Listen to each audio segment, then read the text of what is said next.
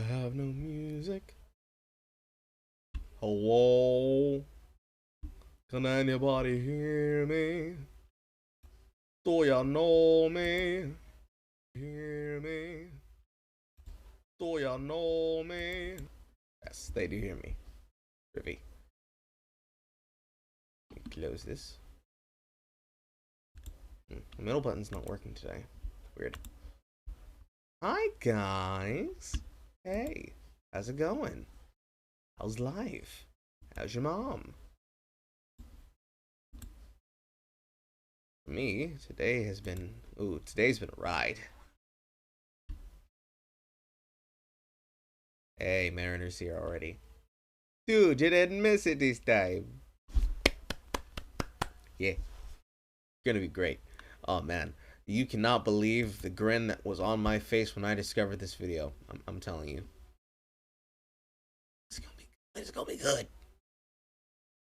Now I just need to fix what I fucked up because I done fucked around with my chat settings and now it's not as big as it should be.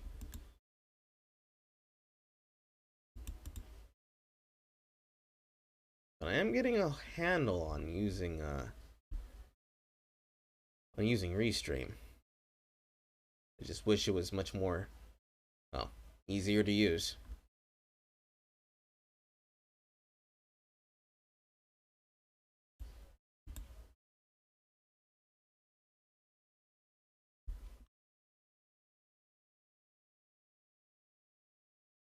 Yeah, it's sushi. Ooh, sushi. Man, you make me hungry and I don't have any money. Not a good thing. All I got is ramen, ramen, ramen, and more ramen. I have like 2 boxes of pasta left.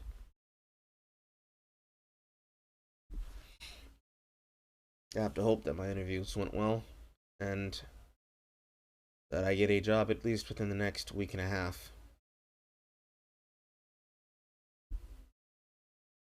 Ramen is super flexible. The problem is we don't have any meat.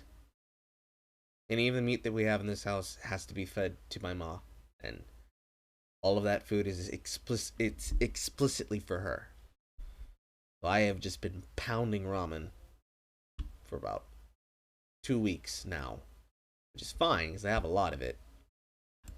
Problem is that I eat a lot. I just gotta resize it manually.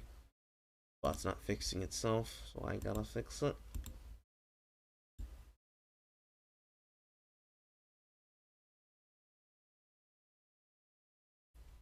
I'll do this number.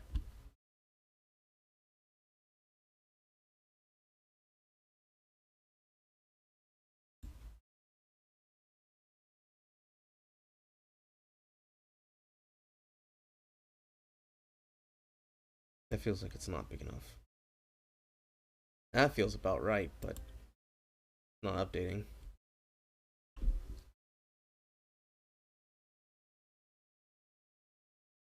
I have thought about it, actually. And what I'm probably going to end up doing, because I tried it the other day and it was fine. It came out great. I'm going to probably start making chicken chili.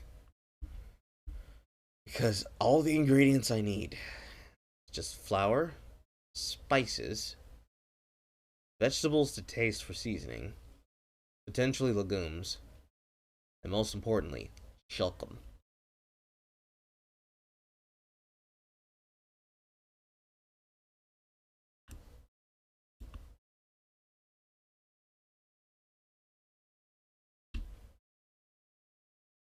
Come on.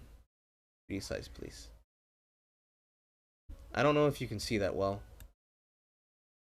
Because I'm trying to get the chat so that it's not overlapped.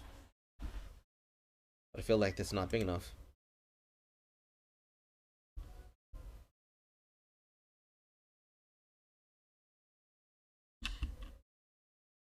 If I do it like this. Go 220. Wait, does that make the chat now? Okay, that's much better.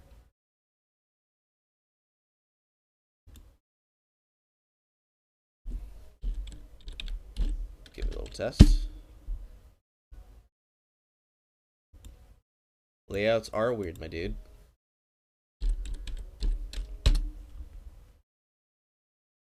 How do those look? Are your eyes straining at all?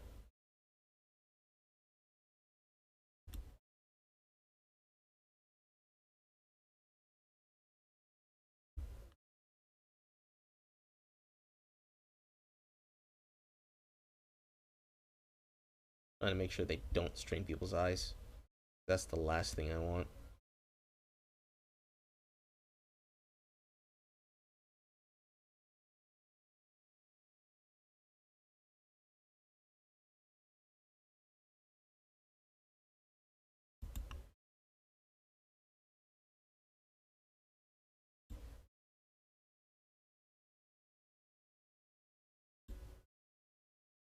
Okay.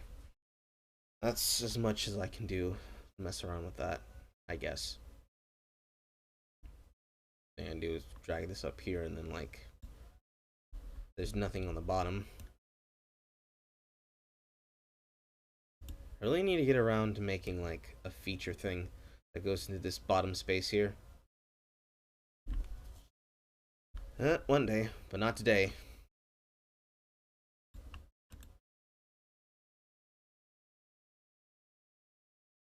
Because the problem is I want to drag this down and fill that space, but it's going to overlap the screen. And that's not good. Not good at all. I could actually bring this over here. That's an option. That's a choice. Like drag myself over here. Don't like that it's there. We're gonna try this. I'm gonna put this here. Then I'm gonna put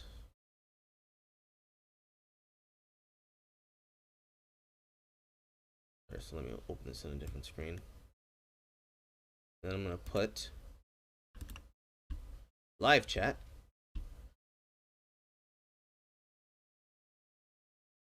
On a pop out. Gonna let me pop it out?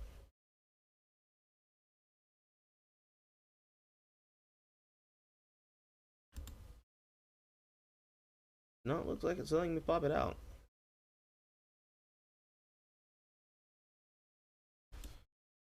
I hate.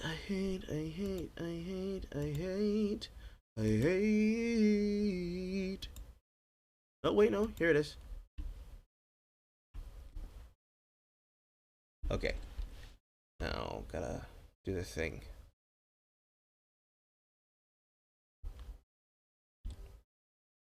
Hi, hello. Hi, everyone.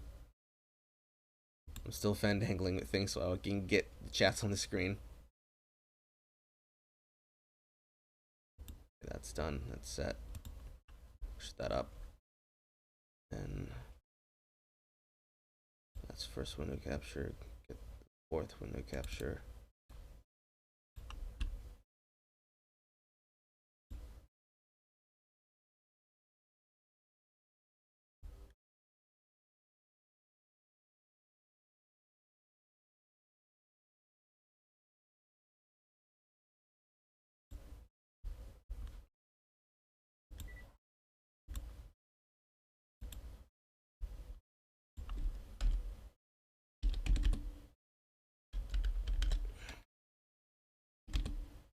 Top chat.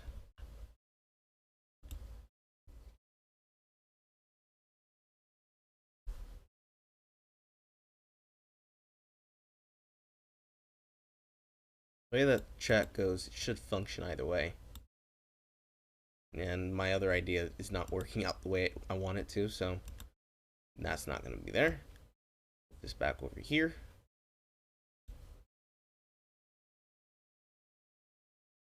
And then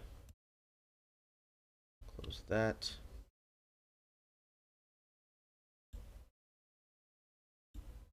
Initialize this.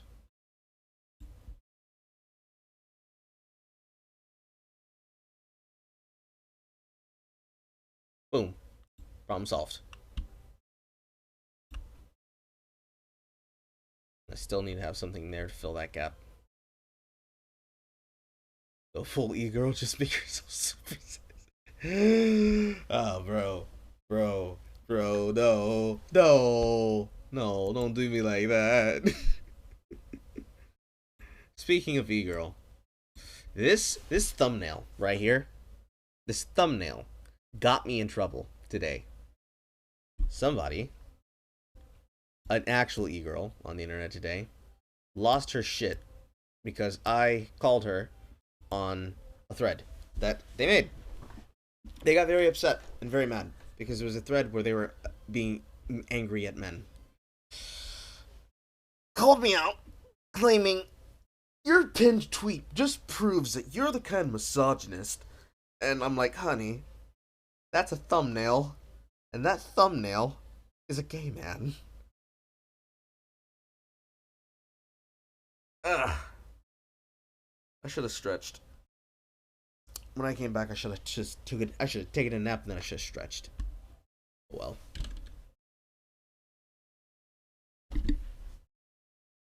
Bad Bunny looks like someone tried to make an anime girl in Oblivion. I will neither confirm nor deny that. Just out of my own safety.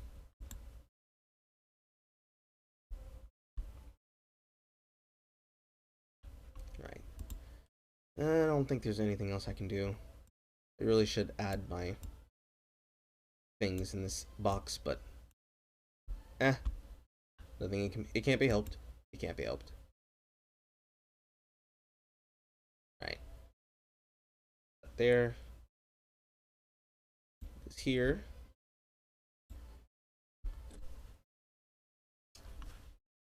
Put this right. Where's my stand? Hold on.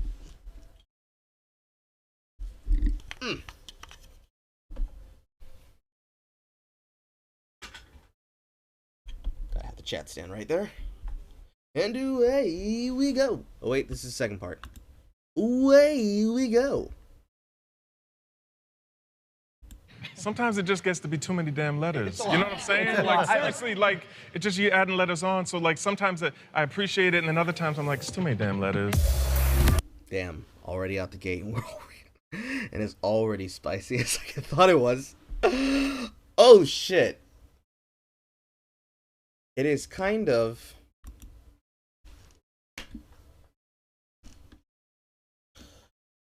Let's talk about it. Oh, man. Out of the gate, first thing, it's too many damn letters. That's what we're saying, though. Man, it's what the word of the day, everybody, today is gonna be language. Language is important, right? Language is very, very important. Fun fact, I'm not a native English speaker.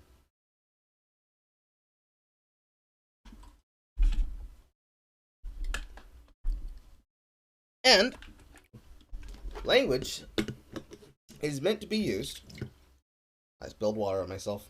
Language is meant to be used to communicate. When you create so many pieces of language that you can just recontextualize and redefine it on the fly, something's gone wrong. For example, the person I was just talking about. Of course, it's a Twitter argument. And of course, it was stupid. But here's this girl's grift, right? The girl in question was very upset, right? Their entire thread was made to be upset about men. The thread went a little something like this. Let me go open this in another thread. Okay. Their thread went a little something like this.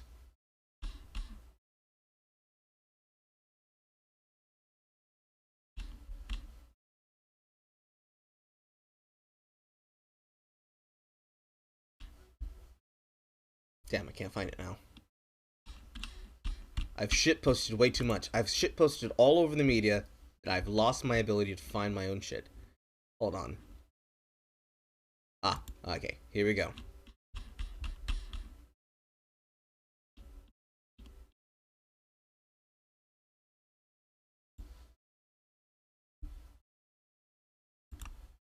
Oh shit, I can't actually find the start of the thread.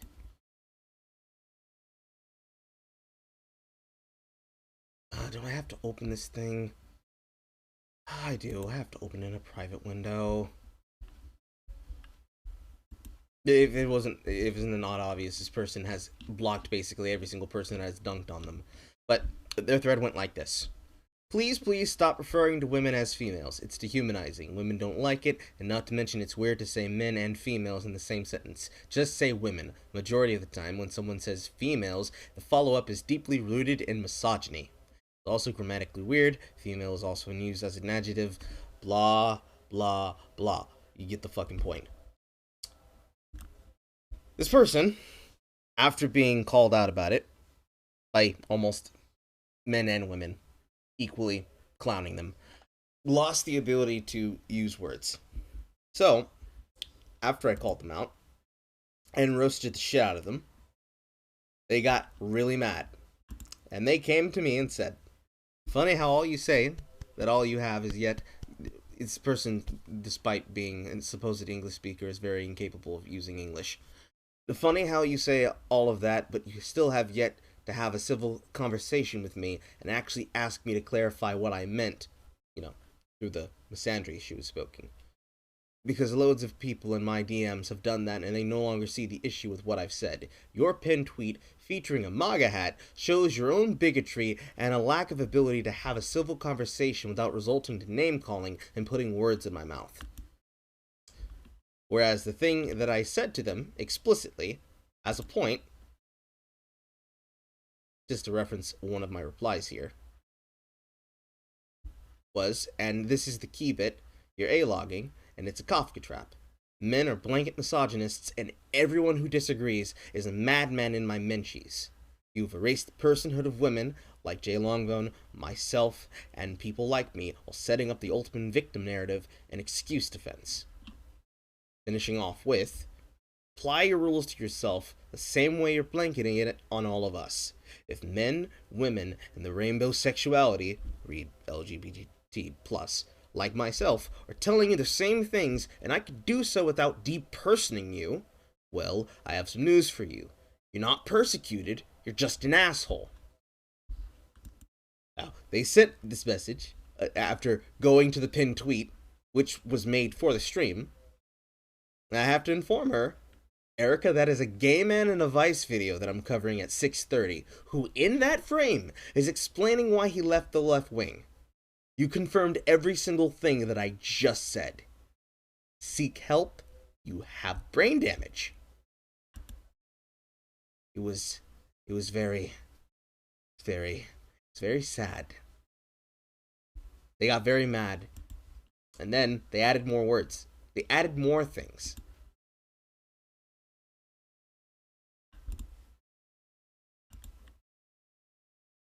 Then we're not going to cover it. It's not important. Point was, language. Language exists for a reason. Much like how I'm speaking English right now, that's so that you can understand what words I'm using. It's very hard to communicate with people when words change on the fly. The big gay lobby is no different. Now, a perfect example of language being invented that is meant to communicate something, when I say rainbow sexuality, that's just me making up a new way of saying LGBT, because I don't like to say the entire damn thing, because there's too many goddamn letters. It's not because I hate people. It's not because I'm devaluing an experience. It's just because I'm simplifying. It's 3 rules exist for people like me, in general. Language, accuracy, brevity, clarity. If I can explain something in 20 words or less, that is more important than using flowery purple prose language. Doesn't add anything. And I guess people have got to the breaking point. Mariner, you're going Super Saiyan. Stop. No, stop. It is a retarded language, though. It is bad. It is really, really bad.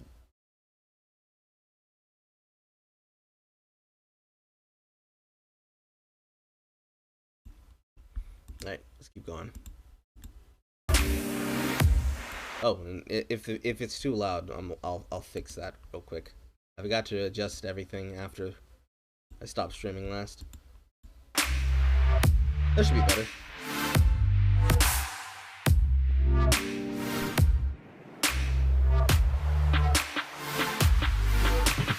So my name is Ariel. Oh shit, Blair's there! Guys, look, it's Blair. Right here. Oh, look at her.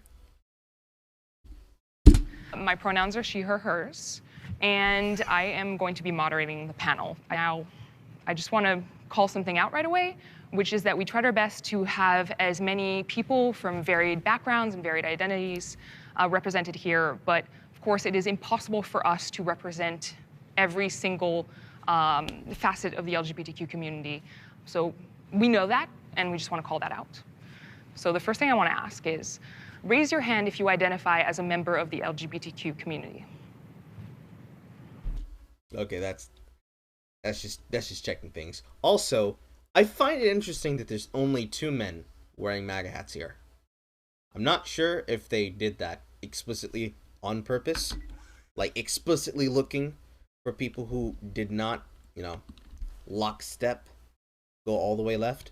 I don't even know how many people in here are left, because I know there's other videos where there's other where there's black, like they did a video over black liberals debating and talking to black conservatives, but I don't know how many people here are left and or right. So let's allow them to present themselves as it goes on. But a keynote here to keep in mind is, no matter what you feel or say, every single person here self-identifies as being part of the community, right? Which, on top of making the tantrum from the Twitter mob more delicious about this, is that when you look across here, you're left to make some guesses about who's here, what's here, and what to really expect. Who's straight, who's queer, who's not, who's trans. Basic questions that would happen.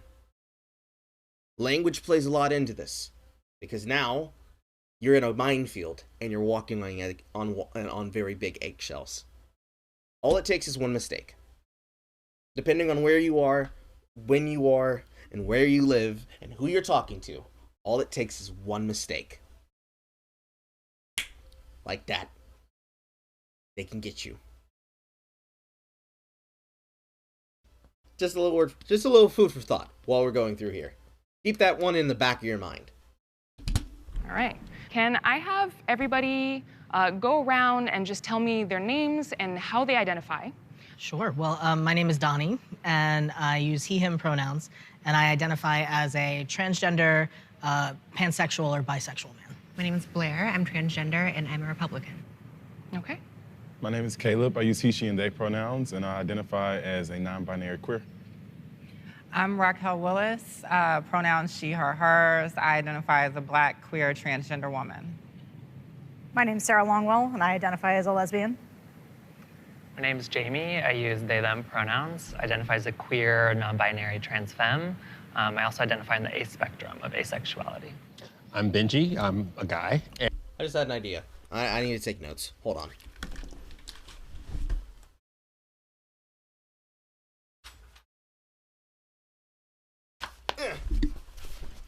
All right.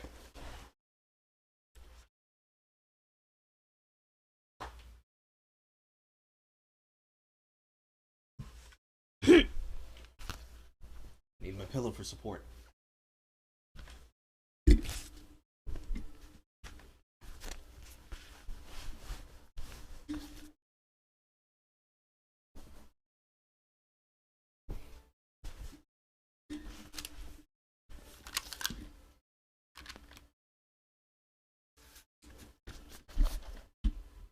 Okay. Let's go back from the top. The moderator. What was her name? Have as many call something out right away, which is that we tried our best to Seriously, like, it just you adding letters. be moderating the panel. Is Ariel. My Ariel. Okay. First person we meet is Ariel.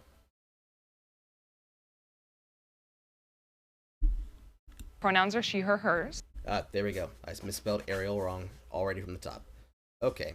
So, Ariel spelled Ariel with 2 L's.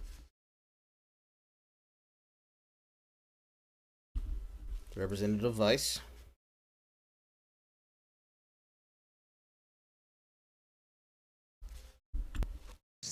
And I am going to be moderating the panel. Now, I just want to call something out. Pronouns. So my name is Ariel. My pronouns are she, her, hers. Yes. And I am going to be moderating the panel. Now, I just want to call something out right away, which is that we tried our best to have as many people from varied backgrounds. There you go. The American. And I identify as a transgender, And if you identify as a member of the LGBTQ community. All right. Can I have everybody go around and just tell me their names and how they identify? Sure. Well, my name is Donnie, and Donnie.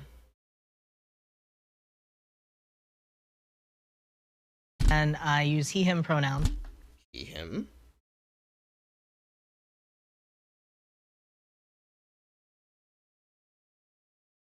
And I identify as a transgender.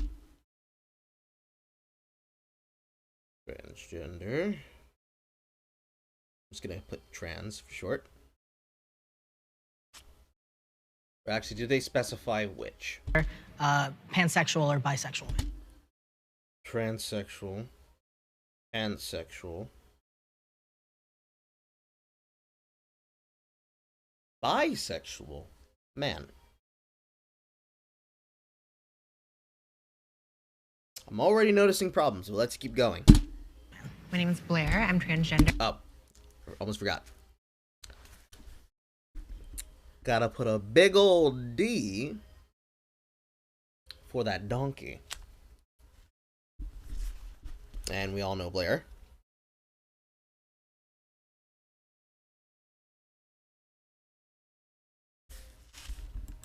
And I'm a Republican. Okay. She, her.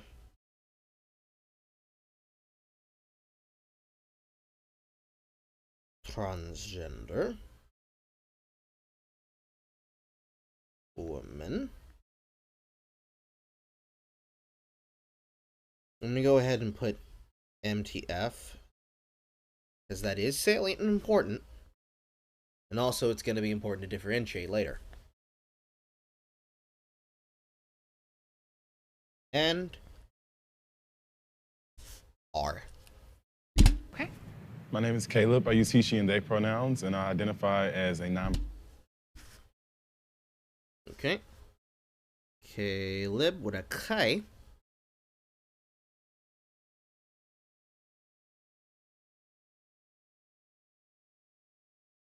Progressive. What was his pronouns again?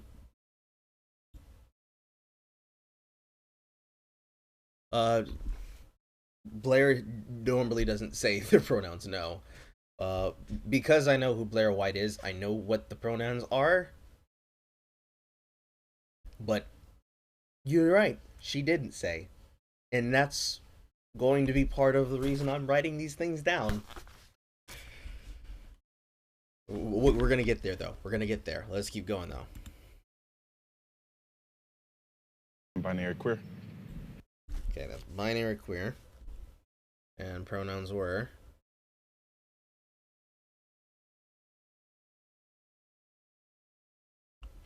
They pronouns, and I identify as a. Come on. They pronouns, and I identify. So hard. Pansexual or bisexual man. My name is Blair. I'm transgender, and I'm a Republican. Okay. My name is Caleb. I use he, she, and they pronouns. He, she, they.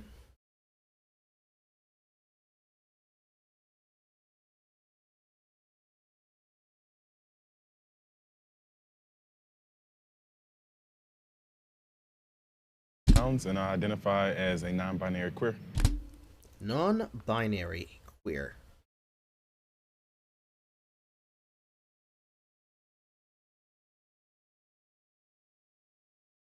And they are progressive. We're gonna go ahead and put a P. I'm Raquel Willis, pronouns she, her, hers. Raquel.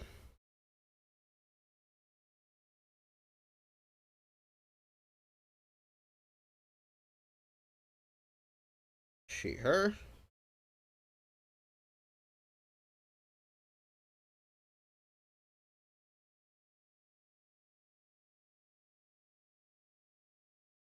Identify as a black, queer, trans.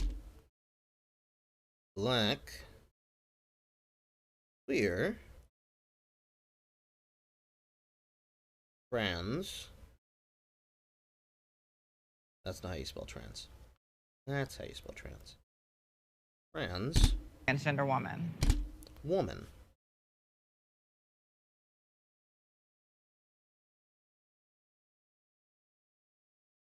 As far as it goes for passing, I don't know.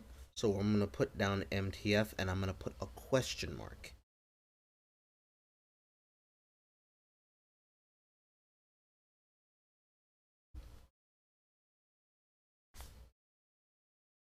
And did they specify politics? Pronouns she, her, hers. I identify Also a progressive. as a black, queer, transgender woman. My name is Sarah Longwell, and I identify as a... Sarah Longwell.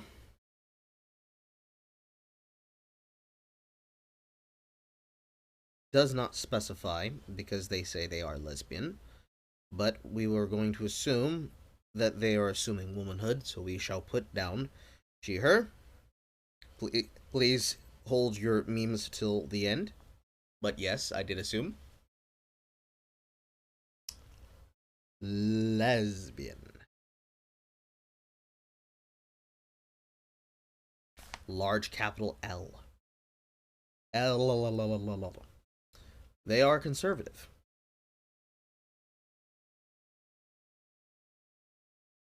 Gonna go ahead and just put a big C2. a lesbian. My name is Jamie. I use they, them pronouns. Jamie. With a Y. Oh, that's EY. Excuse me. Dyslexing up again. They, them.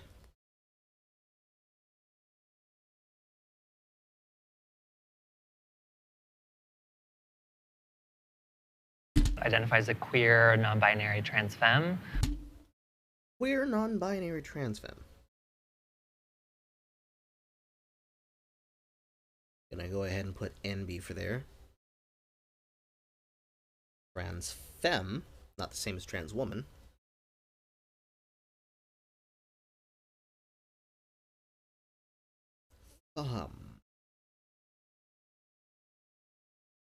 I also identify in the A spectrum of asexuality. Ah, they are also asexual. Can't forget that.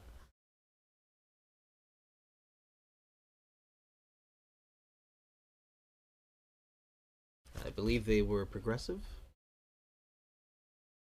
Jamie, I use they, them pronouns. Identifies as a Yes.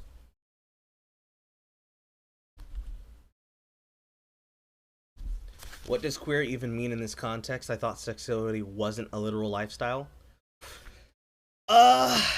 So far, I have 1, 2 people who have identified themselves as queer. Caleb identifies himself as a NB queer, and Jamie has identified himself as a queer NB trans femme asexual. Now, looking at Caleb's definition, non-binary queer does make sense if we're using the consistency of the logic here.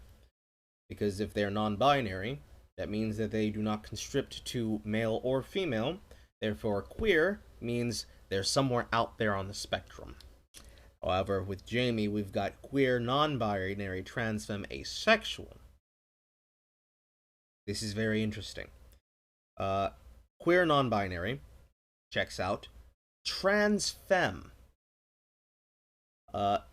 Femme, relating to female, relates back to the binary of male-female, and transitioning is transitioning from something to something else.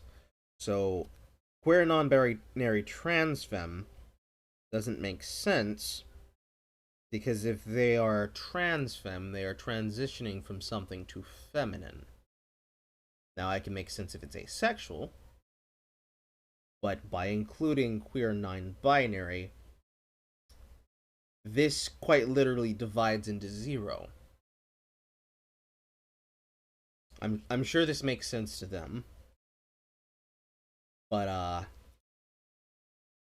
this is a head scratcher, and we're not even all the way in.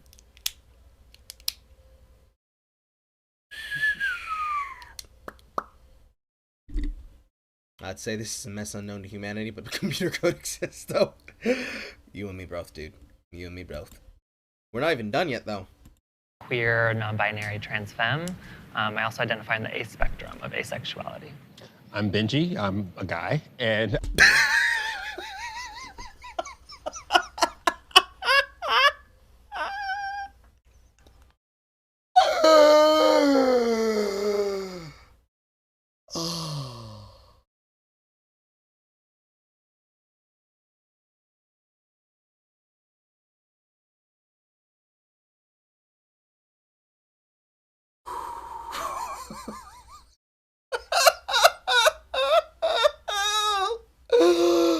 Oh, my chest. Oh, it hurts. Oh, it's delightful. Oh, it's the way he said it. It's the way he said it. Okay. Benji. He is a guy. So we're going to assume that he is implying he, him. I'm an American. And he is an American. Truthfully. That's a good one to identify.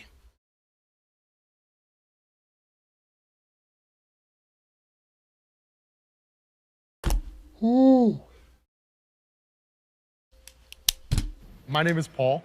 I identify as Paul.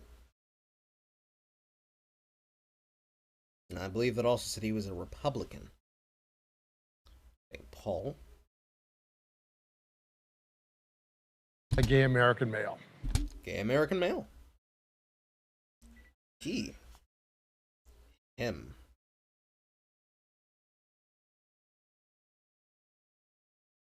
Gay. American. And he is a Republican.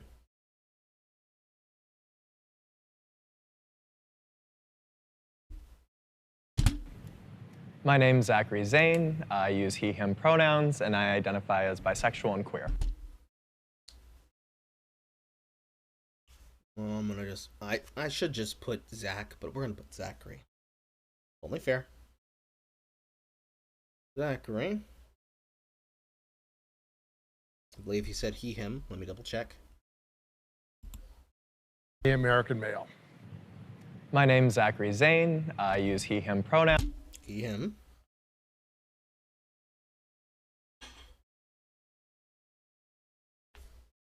And I identify as bisexual and queer. Bisexual, queer.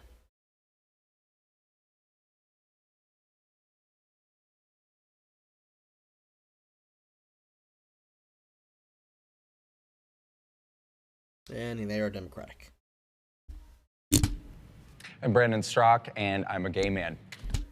Brandon Strock. You got me in trouble, Brandon. I'm not happy with you. Okay. I'm going to assume he, him.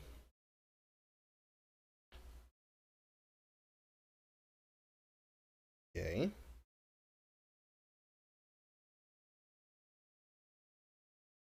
And Republican. David Valbrand, she, him, his. I identify as. David.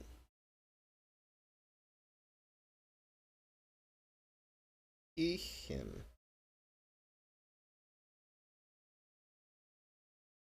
As a cis, same gender loving man.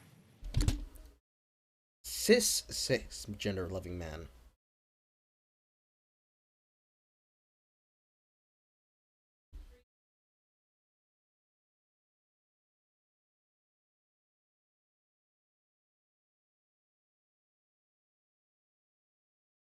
Cis gay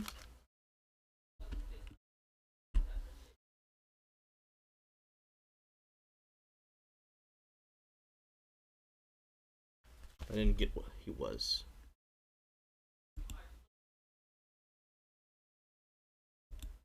I'm Brandon Strock, and I'm a gay man. David Valbrand, she, him, his. I identify as a cis, same gender loving man. Oh, wait, I wrote that down wrong. Cis same gender loving man.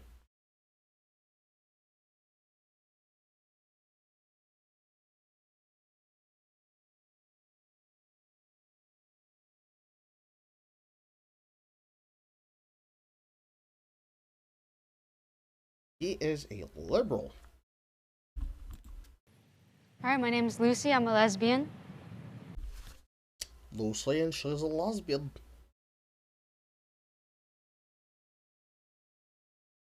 Smythe.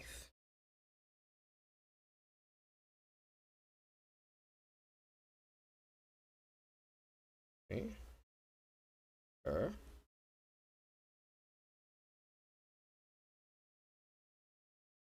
Lesbian.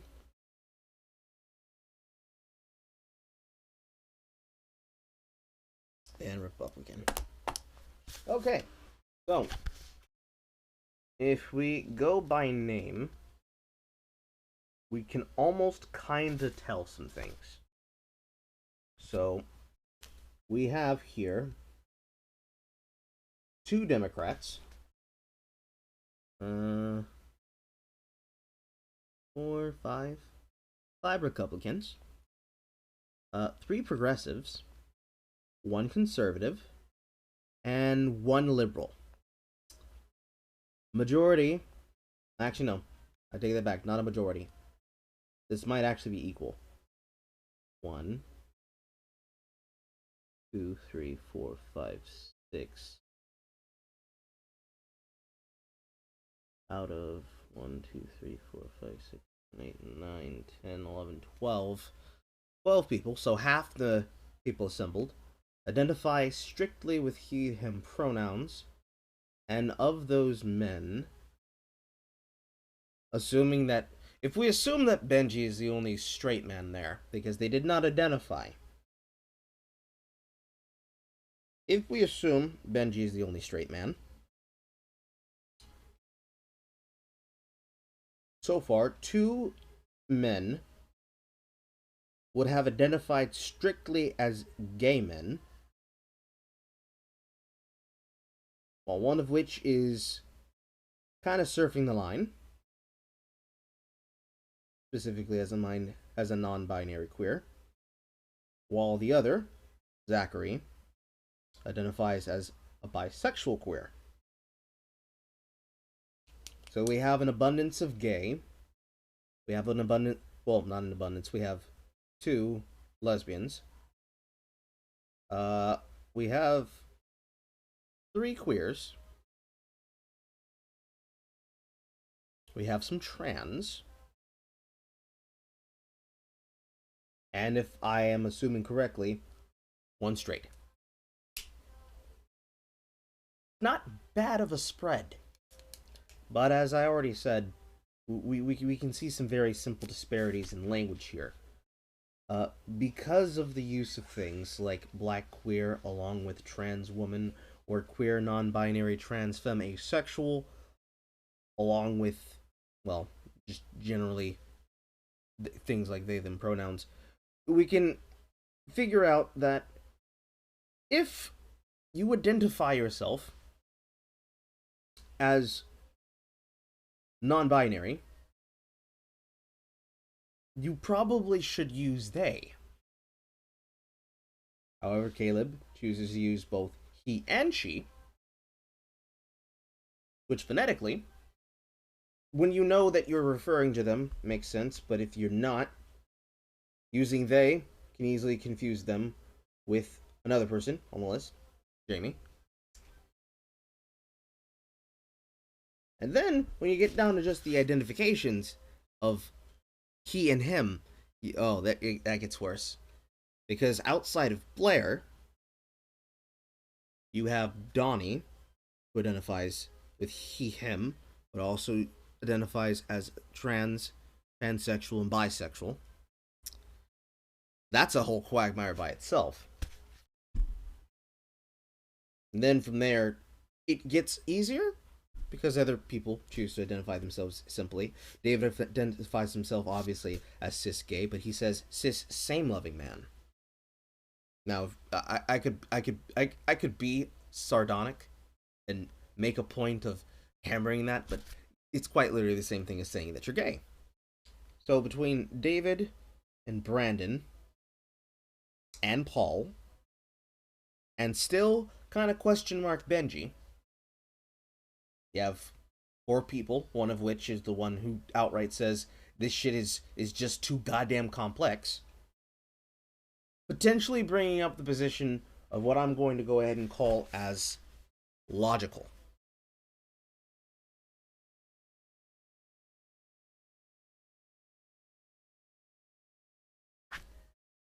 So we have the logical people, and then we have illogical people,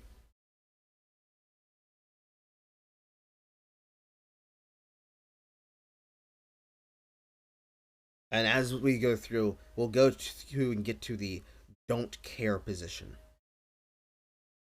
I'll be right back, though. I gotta go do something.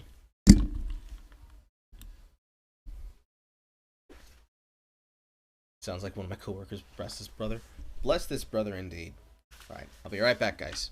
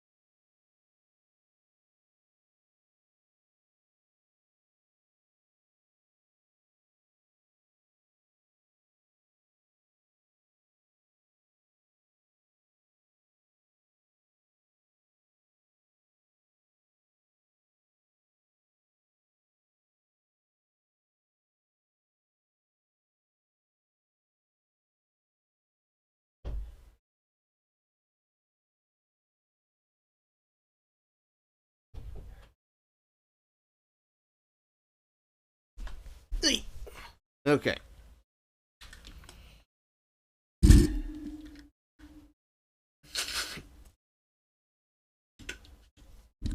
All right. So, where did I leave off? Ah, yes. So, we have a list now. We have a list of people. We have a list of who they are, what they identify as, and as we go through, we're going to figure out who exactly is making sense of all this and who is just lost in their own understanding.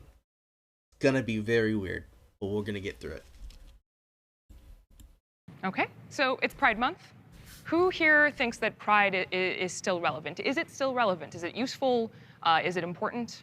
Yeah. Hold on. New page. First question. Is Pride important?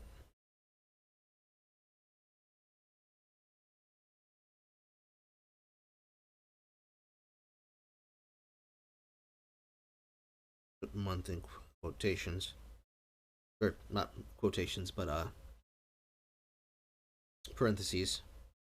Since the question was, is Pride important?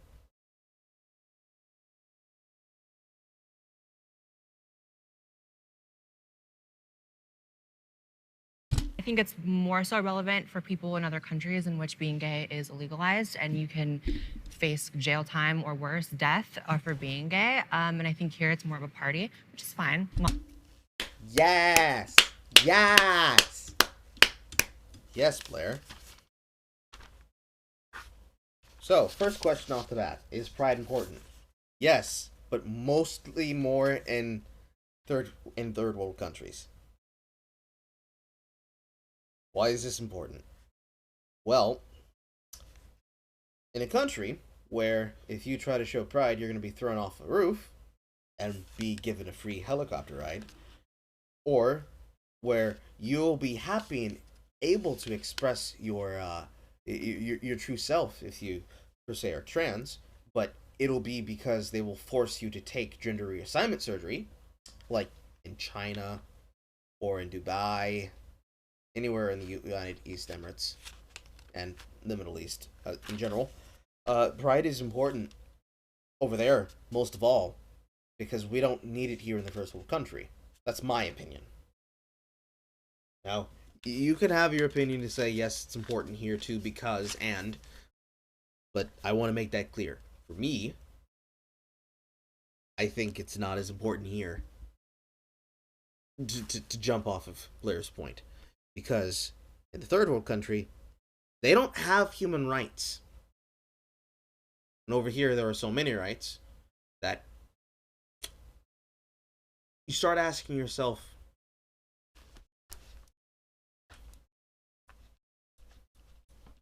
where's the line? Because that's how I feel.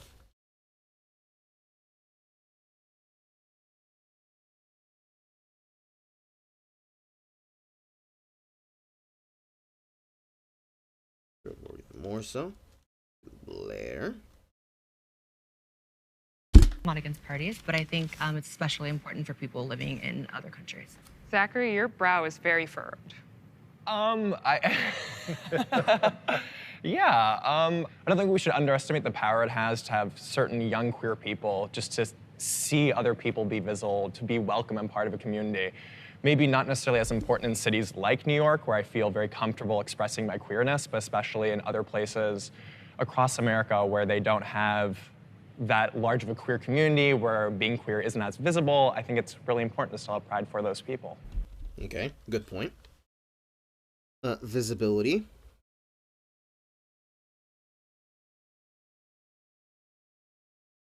So that's a yes and.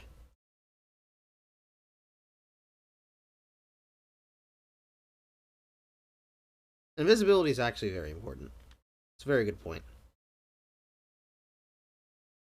Because if you're a young person, young or old, really, if you're a young or old person, and you do not know what pride looks like, if you don't know what it actually looks like to be comfortable in your skin being a thing, and you don't have a template to work off of, you will want to have one because then looking at them and imitating them would then give you something to work from. Because if you have something to look up to, if you have a standard, then you can have a deviation from the standard. It's much like the binary. If there's male and there's female, and you deviate from male-female, whatever exists from that deviation needs to have a proper representation. If it doesn't have a proper representation, you can't make sense of it. I feel like this is going to be a problem when we get to defining what queer is, because I know they're going to bring up that question. But visibility, that's a good point. Iran. I'm not sure what I know that in context is. Just seeing the word Iran. Oh no, I know what that's in reference to. Yes, Iran too. Iran is also a perfect case example of a country that needs and does not have human rights for the rainbow sexuality. And I also think it's important because in this day and age we've had... Oop, which one is that? David.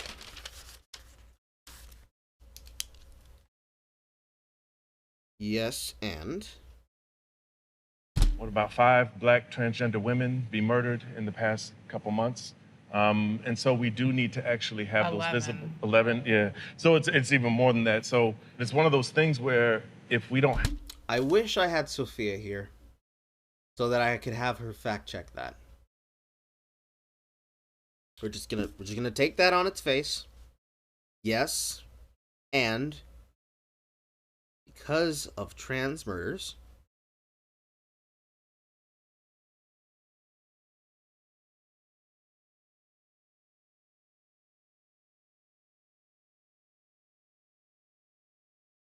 I'm not sure if that's his full answer. We'll leave that open-ended for now. Have these images out there, we don't have these options for people to realize and understand that they're not alone, then all they see are these traumatic experiences and all the discrimination and oppression that is still happening in this country. It's not just in other countries. I'm going to just claim the mantle. Okay.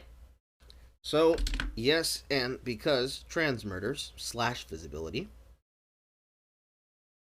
Well, I wouldn't exactly say that's a problem of visibility.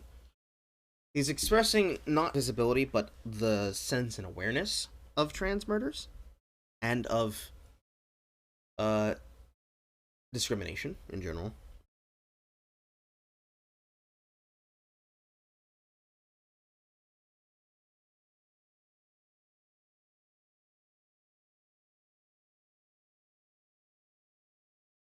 I may have to get up periodically to go back to the kitchen and check the boiled eggs that my mother wants, so keep that in mind if I just randomly get up and walk.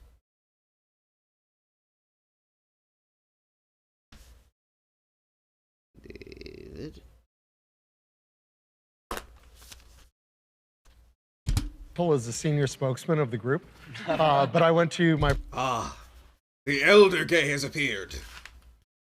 Go ahead, we can go back there. Is that Paul? Here, Donnie, Blair, Caleb, Raquel, Sarah, Jamie, Benji, Paul. Yes. Let's go ahead and affect that. The elder queer.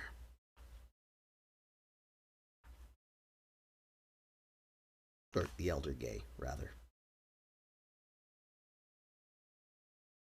My first gay bar in 1977 in West Hollywood. There were actually bars and restaurants on Santa Monica Boulevard that had signs in front that said no faggots allowed. It was a very different place. I think Pride today should really embrace the changes that we've made over these decades. Because was that a yes but? Oh, I don't know how the diatribe's gonna feel about this one, fellas. Because we've made it a more inclusive society to the point where I think we're one of the most protected groups, I know, from an employment standard in history. So I'd like to see Pride really take on a different sort of approach and celebrate what we've overcome. Okay. Yes, but let's dial it back. Bold statement. It's bold strategy, everybody. Let's see how it develops.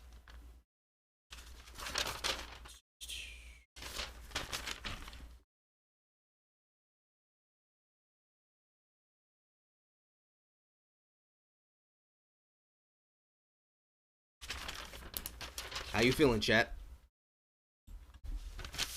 Those transgender violence figures might in fact be accurate. See, I'm not. I asked the question because I know after watching Sophia's video that there's a number of deaths in the statistics, where some of them are either self-inflicted, or they are legitimate murders, or they are I'm forgetting the person's name, but there was one that was a takedown by the police because they were armed with a weapon and they kept approaching the officers that were trying to detain them. And then there is another case that was a person who just died in their sleep from natural causes. I would prefer to go through the numbers and check them just to double check and make sure, because if Vice is trying to sell some bullshit to get some sympathy points, I'm gonna be mad. And so should you. But we're not there yet, so I'm not gonna worry about it. Let's just listen and believe, everybody. Let's just listen and believe, and we'll find out. Take a second and go check on those. Joe, check on those eggs. Make sure Stephen Molody didn't steal them.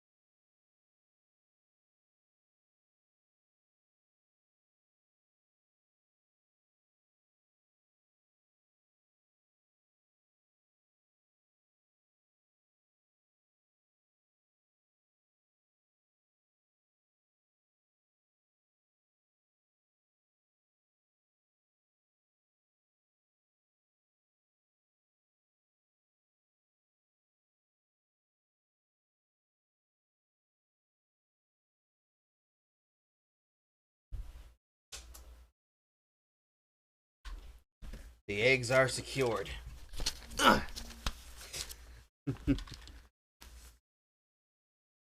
Okay. I have to wait until she prepares her thing, and then she's gonna call me back again. It's gonna be a process. In your opinion, do you think that we're done working on equality within the LGBTQ community?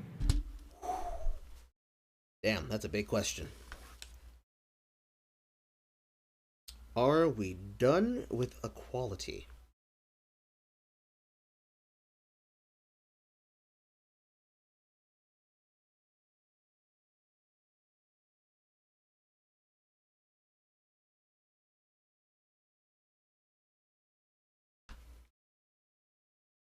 Within,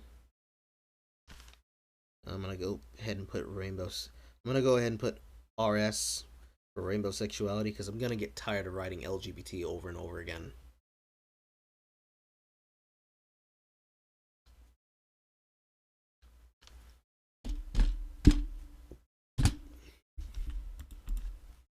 Is there still a fight to fight? Yeah. Is there a fight?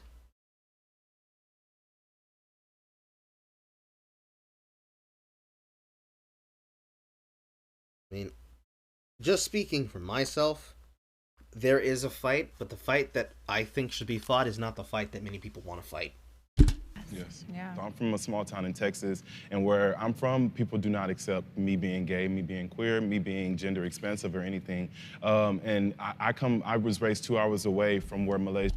Let's see here. Yes, because people do not respect them.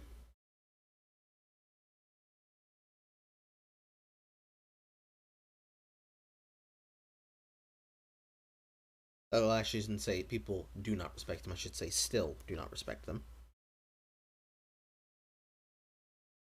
And before anybody accuses me of, you have unpersoned them. That is Caleb speaking, and they explicitly identify with they pronouns. So that would be they, them.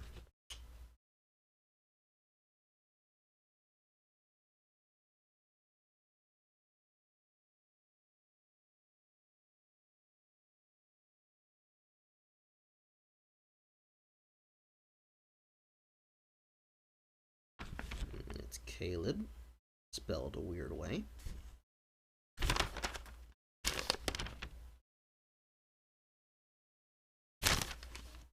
Which black trans woman in Dallas, Texas, was killed. So I don't think that the equality that we want to see, the equality that we should see, is actually happening in America now. I'm sorry, could I ask a question? Because I think this is really important and relevant. I feel like the majority of people who feel like they're still struggling with lack of equality are people who are identifying as queer. I don't identify as queer. That does not define me. That's not a word I want to be called as a gay man. So what I'd like to know is, what is the definition of queer? For the people who identify as queer, what does that mean? I've always known it as a slur. The model. Okay.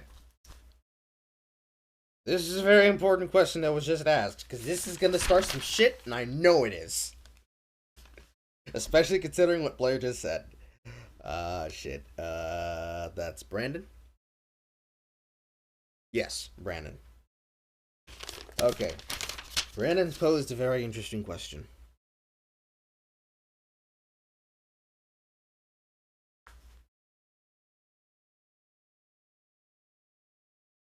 This man literally just walked out here and just said, "What's queer really?"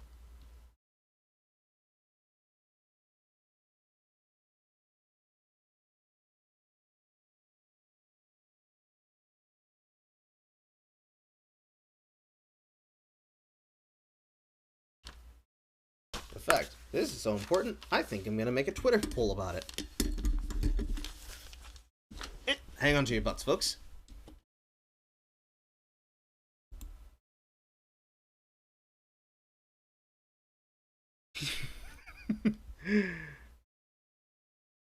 Hey, Amy. Alright. Go ahead and get this Twitter open.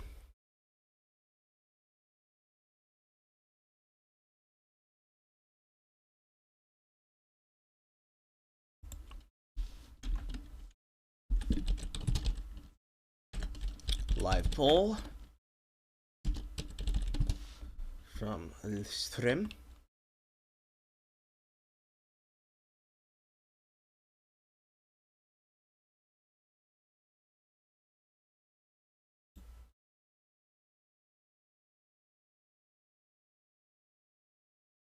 I'm gonna pause it real quick. Stream link.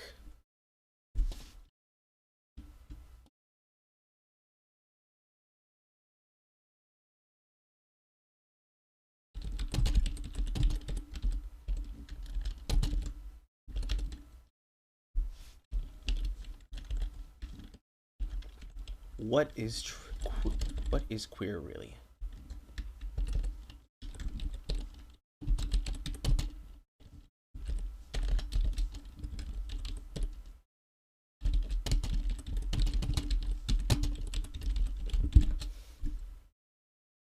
Let's see here.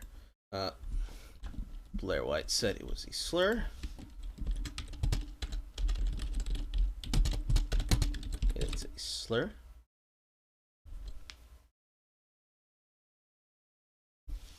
It's an identity.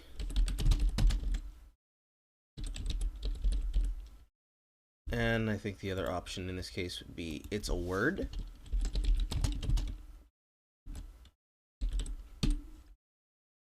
And then it's anything you want.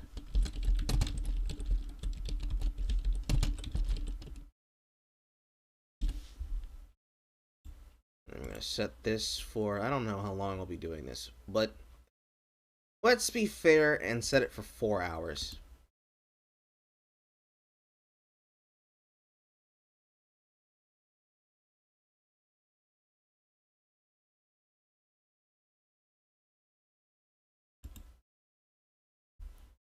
Back.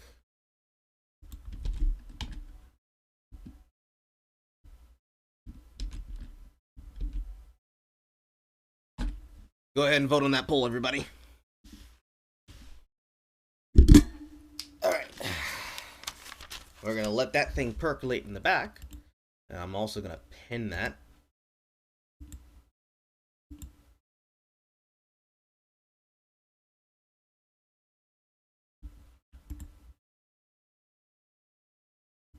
Who is message requesting me on Twitter? Oh, that's tactical. Okay. Yeah, if you're trying to post a link in the Twitch stat tactical, I did not see it. If you're gonna send me a link, send it directly to me, because I set up my bots specifically to stop people from trolling, and sadly the side effect of that is that it will destroy any person who tries to link things in chat until I moderate them, and sometimes even still then. Okay, you need S Monroe emotes. One day, Mariner, one day, but not today.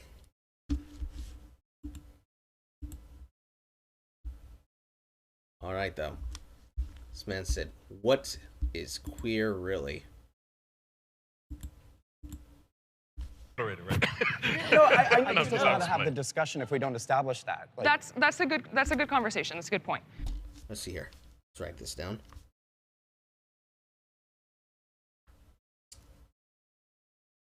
Slur.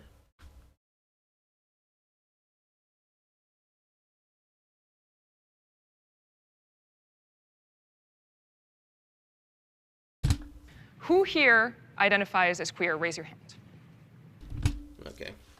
And double check that right there. That's 1, 2, 3, 4, 5. Donnie identifies as queer. So, that's gonna go in there.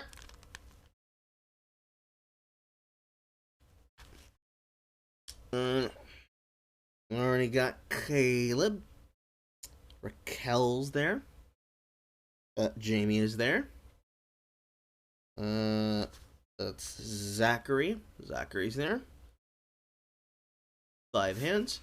Also, to make sure we don't leave it out, in our category for our first confirmed sensible person, we have Paul.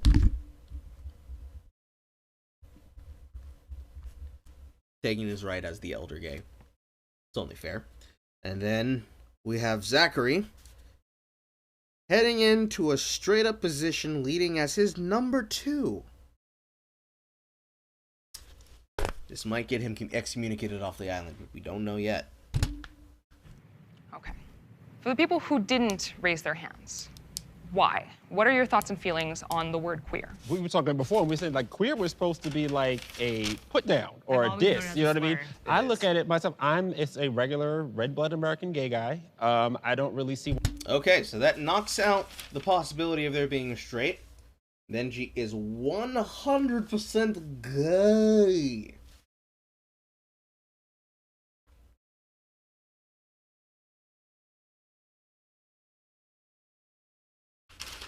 And so far, under It's a Slur, I should make a table for this. Under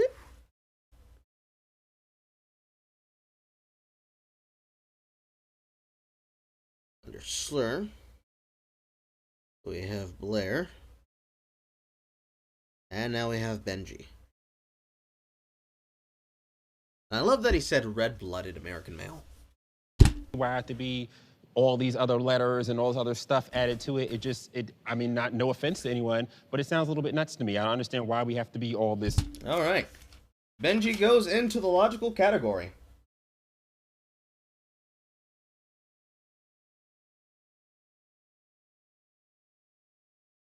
I'm not sure if they're doing it on purpose, but the face that Raquel and Donnie are making. I taste some sodium. Other stuff, like why can't I just be gay and be happy with that? Or why do I have to look at, if I'm not, queer or binary, whatever, then I'm like privileged in some way. And it's like, I'm from the hood just like anybody else. Where's all this, where's all this privilege I'm supposed to have coming from? Because I don't have it. Yeah, it really is. And I'm gay, it's hard to keep up. I think we're gonna go ahead. She was already there, but just to make sure that I'm keeping track, Blair goes in the logical category as well. My issue is not what you identify as, it's when you try to tell me what I should identify as. And if I say that I'm queer, non-binary, or if I say I'm a shoe, that's my business. And I don't think that... I'm sorry. My Twitter brain damage just conked out for a second. Say that one again for me, fam! Identify as is when you try to tell me what I should identify as. And if I say that I'm queer, non-binary, or if I say I'm a shoe, that's my business. And I don't think...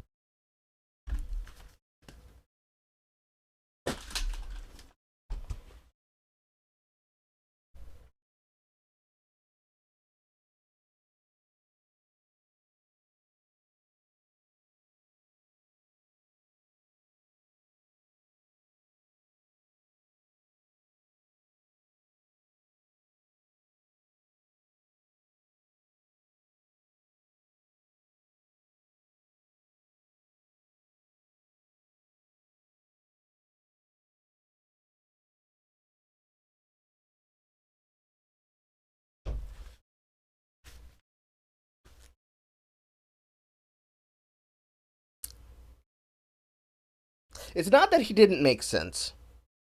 It's that I didn't think he said shoe. I also need to go get my eggs.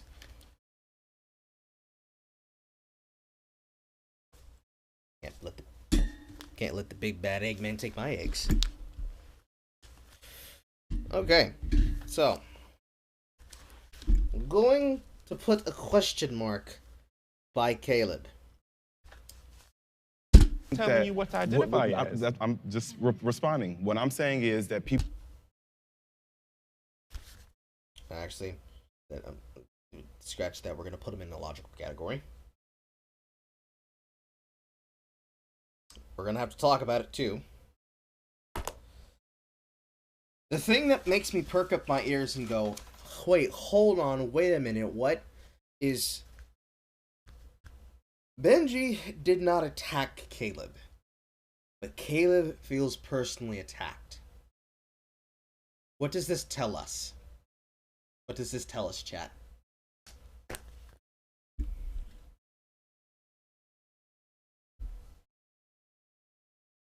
because I can tell you what it tells me.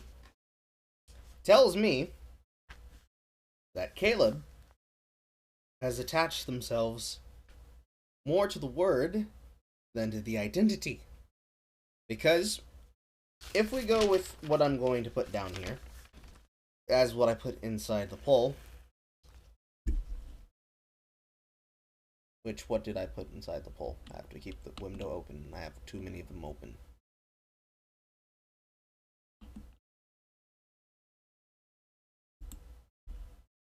If we go by what I put in the poll,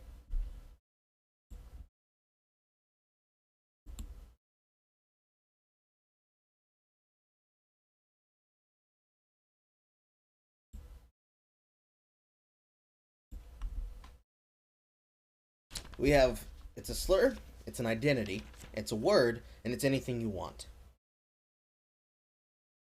So we have slur, we have ID, we have word, and then we have anything.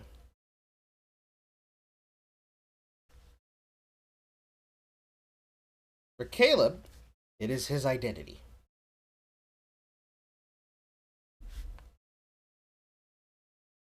And the reason this perks my ear up is because when you define queer as an identity, the identity does not really have defined qualities. This is what I was talking about when I was talking about language.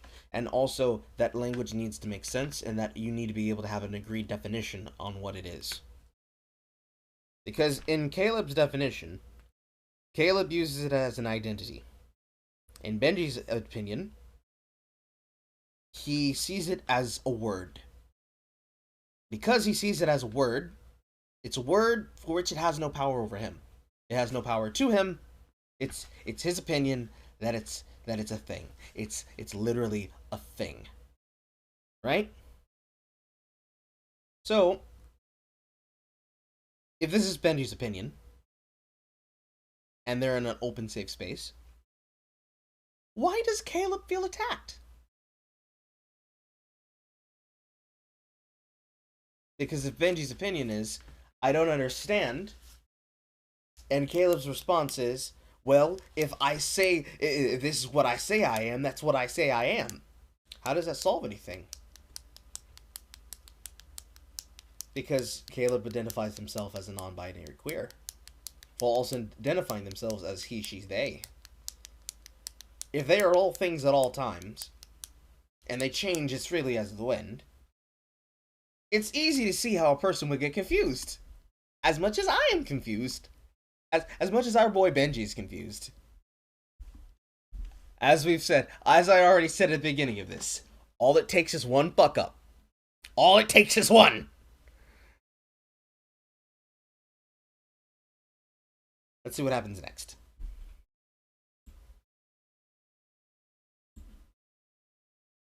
Wrong screen. People who say that queer is what you said offensive. My thing is, like, why does it matter what I identify as? It's my identity. You're claiming it's the source of your oppression. No, so since it's the source of... Whoa! Whoa, shit! Brandon came out swinging! That's not even an option. That's not even an option I put on the word. But shit, I think I should have put that in the poll.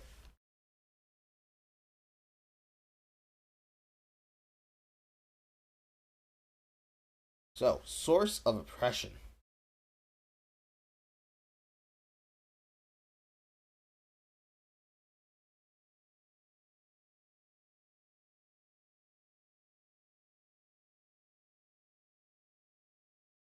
That is an interesting viewpoint. Let's see what happens. No, what is it? What I said. Sorry, what do you mean by that, Brendan? I think you should expand on it a little bit. I'm noticing that the people who say that they're still victimized and oppressed here in this country are the people who are identifying as queer, non-binary, gender fluid, all these different things. What is it? What does queer mean? So we can in order for me to support you or not support you, I need to understand you. Have you read up on the word queer? Have you Googled it? Yeah, have you? Okay. Yeah, I mean, absolutely. Right. The definition. It is very interesting that as they are speaking, you can see the short circuit go through the brain there for a second.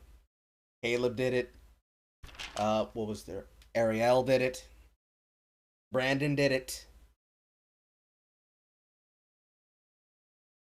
They wanted to cut each other off because they hit each other with those thought terminating cliches, you know. Did you look it up? Did you Google it? Do you know? Are you up to date on the facts, on the stats?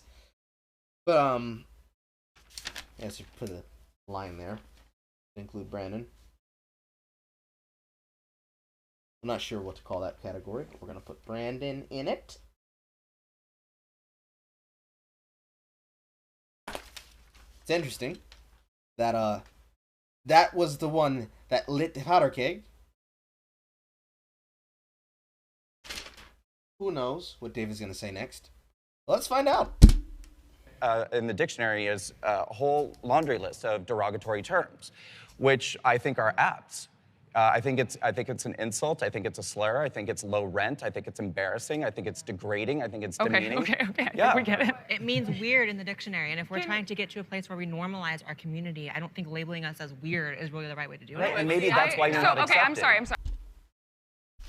Okay, so don't have to have that category there. Brandon definitely goes directly into the slur. Actually, no. He goes into the anything category. Well, actually, no. He goes into the word category. Because he doesn't address it as specifically negative. Also, look at the fucking salt. Look at the salt on his face. Look at it! Look at it! Look at it! But, Brandon hits us right out the gate with the hardest take. Not just, what is queer really?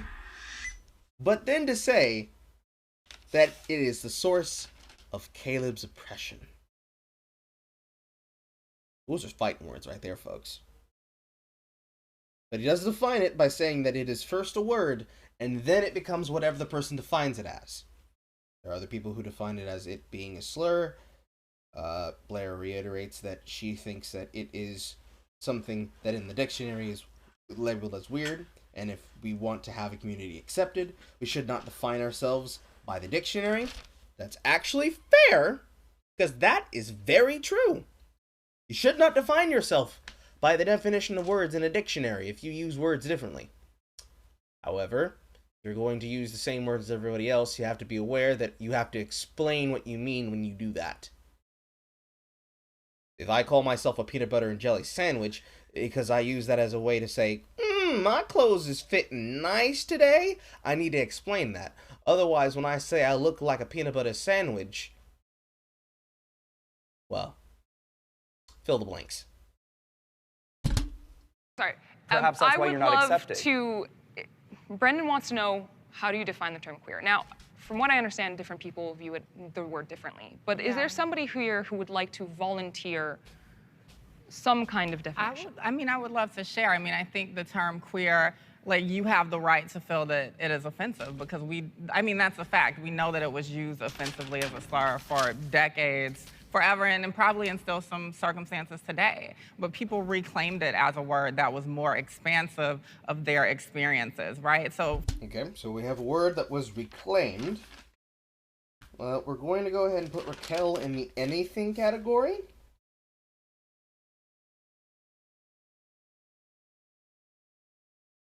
For a lot of people, gay doesn't fit. For a lot of people, lesbian doesn't fit. Like, these terms were a little bit restrictive when it came to them talking about their identity, who they were attracted to, what they were into, all of that. And also from a gender standpoint, right? There are a lot of people who don't fit into what we consider a binary, right? This like man, woman kind of idea, right? So queer is an umbrella term. It is expansive. I still don't understand really. It's supposed to be an umbrella term. Who's not free? But then when it becomes everything. Oh, sorry. Did he just hit us with some good salt? Did he just say Google is free? It's expansive. I still don't understand really. It's supposed to be an umbrella term. Who's not free? But then when it becomes everything, then it's kind of nothing at the same time. I still don't have a clear definition of what someone's queer means. Yeah, you defined what it's not, but you still haven't defined what it is. I talked about this myself the other day, actually, in my video, in my target Tory video, in the later section of the video, when I am trying to express the defined definition. I need a bowl. Hold on.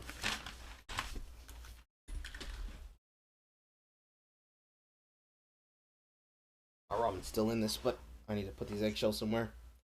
In my Target Tory video, when I was talking about cancel culture and my immediate dislike of people who talk about it and try to define it, the way that they are describing queer is the same way I feel about cancel culture as a whole. Because it's the same problem, exacerbated in two different ways. Namely, cancel culture is used as a catch-all term for things like public shaming, which is not the same as cancel culture. And both problems get defined by what they aren't, not what they are.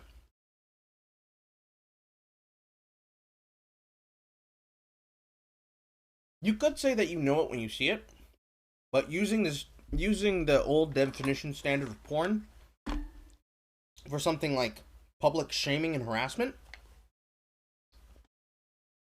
that does work, but for something that's, like this, it doesn't. Everybody can have a definition of the same word and apply it differently, which then leads to the confusion which we have experienced so far. Which is why it's so important to have an agreed definition. If you don't have an agreed definition, well, what do you have other than chaos?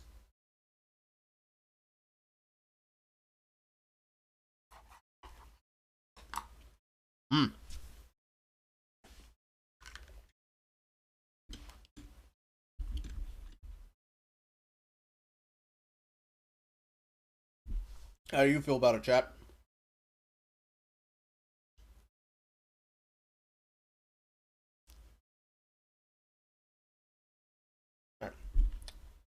Keep going. Honey, you seem to have some thoughts on this. Sure. So when I think of the term queer, I tend to think of somebody who is either not cisgender or not heterosexual. That's my impression of what queer means. Which is already in the right. You can be those things also, but see, what's the difference? Well, let me explain, and I'll see what I can do for you. So, for my experience as previously a lesbian woman, before I came out as a transgender man, I used the word gay, I used the word lesbian, I used the word woman to describe me before I realized that that wasn't actually accurate. Now, I am a transgender man who is married to a cisgender woman, so people would say I'm a straight man, but I'm not straight because I lived as a lesbian for 20 years before I came out as transgender. Also, I like people of all genders, so what the heck do I have to call myself now? Do I call myself a former lesbian, bisexual / pansexual, transgender man in order to not use the word queer? Absolutely not. It's one syllable. Do you feel like when you use the word queer, people know that you are all of those things, that suddenly it becomes crystal clear to people? I think what's more important to people is that they know what I'm not. And they know that I'm not a cisgender heterosexual. I want to... That is an interesting philosophy. I'm going to go ahead and put that one down under idea or identity for Donnie.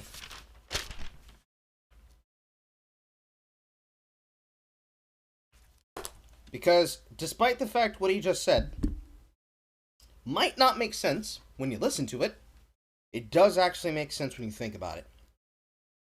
In the context which we're in, which is they are trying to define what queer is and what it isn't, in an identity, in the context of identity,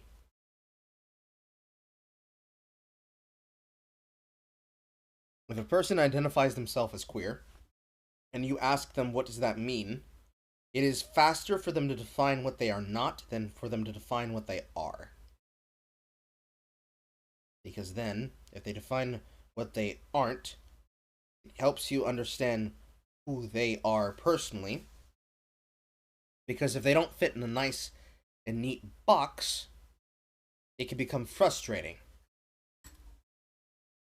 Now, of course, an easy method is to do what I've done, which is just start referring to people not specifically by their identities or by pronouns, but specifically by their name, and address them by using the royal you, but that's me. Completely navigates that problem.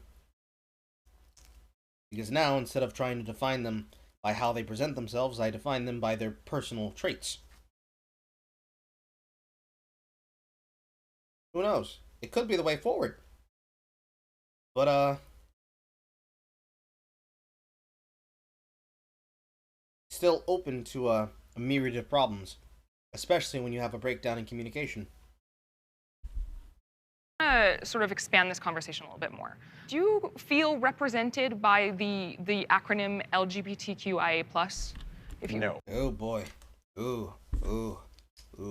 That's another one entirely. We're gonna get back to this one. Turn the page. Do you feel represented by the acronyms? Oh boy, this one's gonna cause a lot.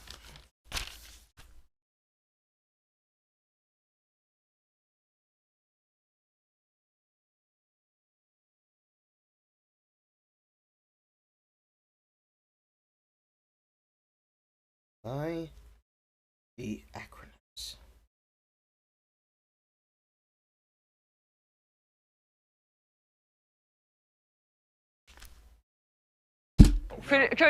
Raise your hand if you do. If you feel represented by...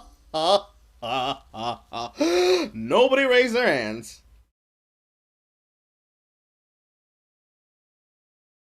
That's a resounding no.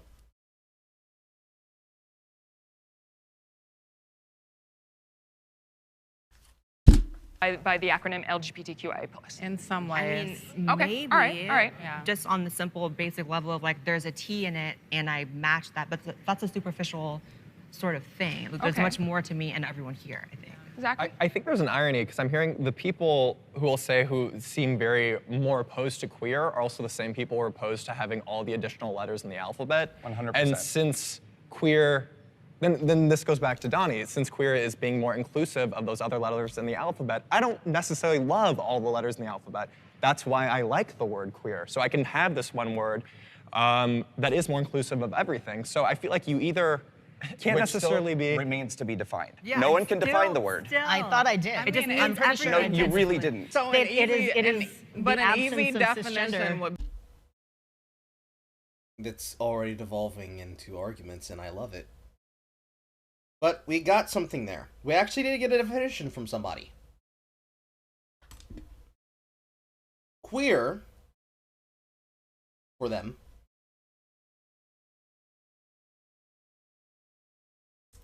is the absence of cisgendered.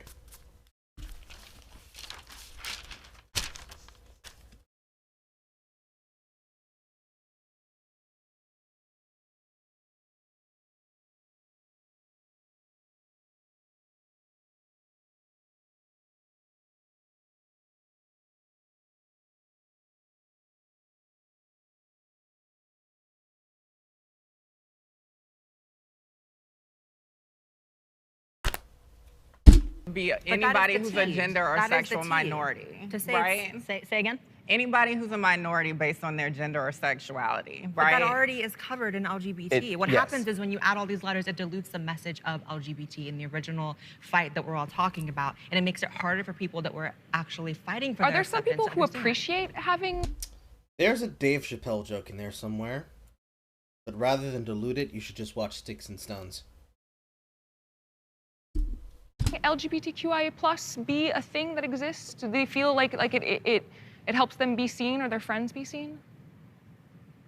Anybody here So no one at all? but y'all. Not a Sometimes damn it just soul! gets to be too many damn letters. It's a lot. You know what I'm saying? It's a Like, lot. seriously, like, it's just you adding letters on. So, like, sometimes I appreciate it, and then other times I'm like, it's too many damn And letters. who Like, decides? Which is why That's queer the is other thing. good, but because then you which is why incorporate. queer, I think, is a good option. And if someone says, I use queer because I don't want to use all the, and I don't actually fit under all those letters, then to think- me, it's a good option. We're technically LGBTQIAAP LGBTQ+. See, that's We too are much. not. That's, It's maybe y'all are. That's what I'm saying. Like that's Maybe the full y'all are. acronym. So like to say like, no, I'm supporting you in this and saying like, yes, this is a lot, and I do understand that.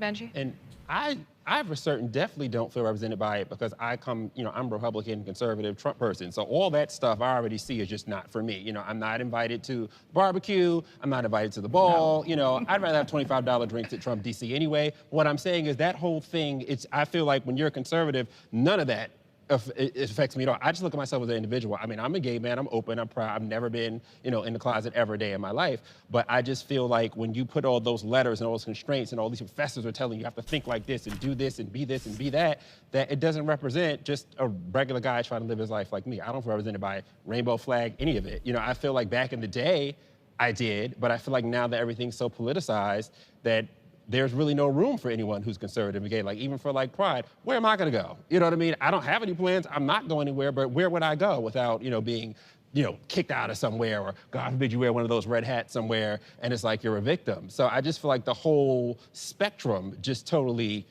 has nothing to do with me as an individual. Hey! Benji's fucking saying truth, guys.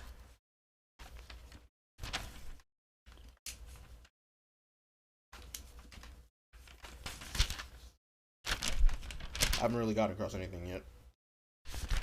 We haven't fairly declined everybody in this position. So let me start checking off names. Blair is based. Benji is based. Zachary is based. And Paul is based. Caleb is not based. But everybody so far is...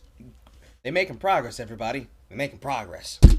I think that it is clear from the people who are here that the LGBTQ community is not a voting monolith. So I would love to know, who here identifies as a Democrat? If you could raise your hand. Okay, 2 people. All right, who here identifies as liberal? Okay, a couple more. All right. And Merida, I saw that. I don't know why it's not updating on the stream. Or maybe it is. Oh, no, it is. Okay, I was just missing things in chat. I'm sorry.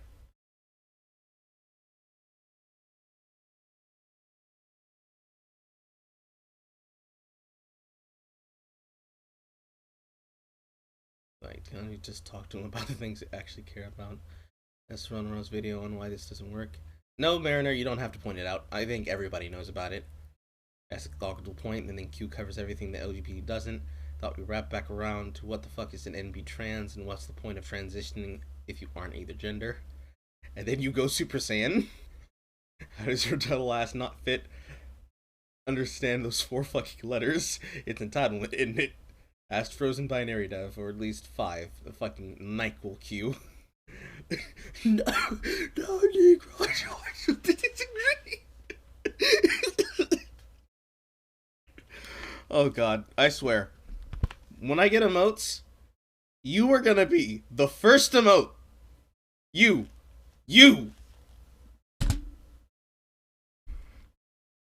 And who here identifies as Republican? Alright, go through the list again. There should be 4 R's. Right? 1, Benji. 2, Paul. 3, Zachary? Or am I confusing the other guy?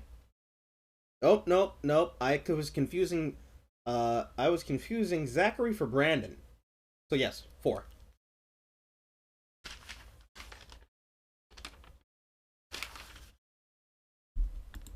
Okay. Who identifies as conservative? Wait. Hold on. Brandon identifies himself as conservative. And so does Paul.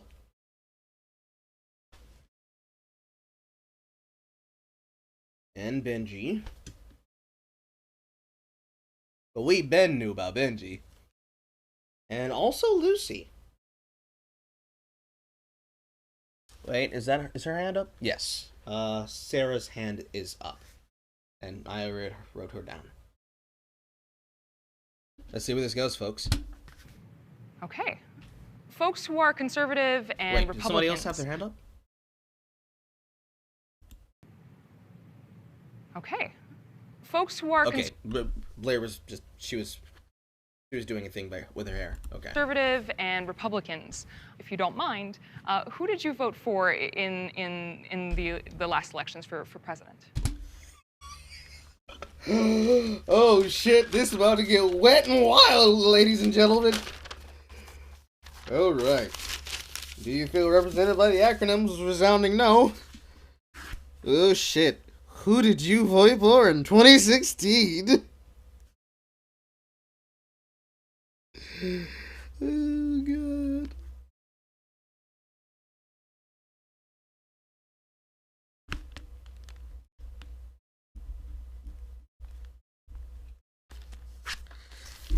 All right. Trump. So, we've got Trump.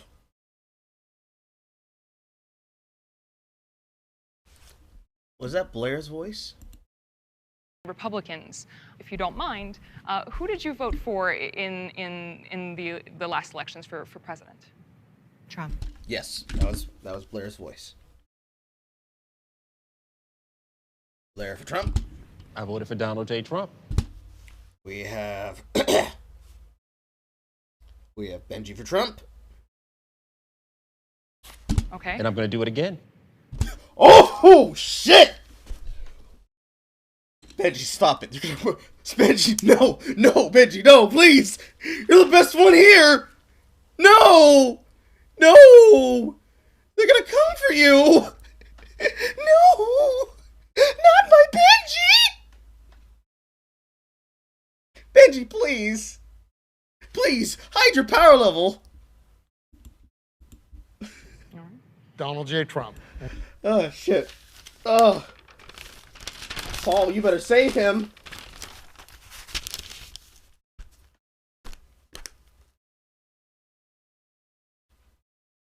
He gets my vote again. All right. Oh shit. Oh good. Whew. Benji, your ass gonna be grass around all these conservatives. You gotta be careful. Hillary Clinton. Oh shit. Was that him? Donald J. Trump. Okay. And I'm going to do it again. All right. Donald J. Trump. And he gets my vote again. All right. Hillary Clinton. All right. First Clinton.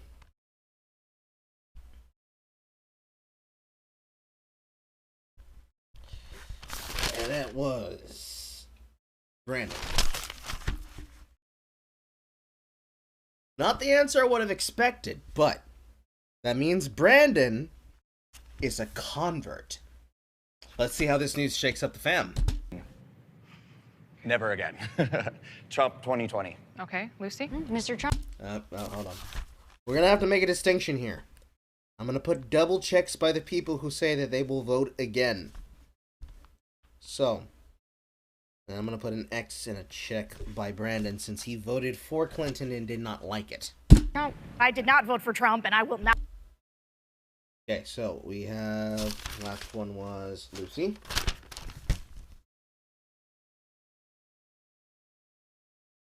Sarah's got some words. Not be voting for him again. So I think I may be the only conservative on the panel who is not on the Trump train. Do you want to tell me why? I did not think Never Trumper was a thing that still existed, but we'd have a Never Trump, everybody.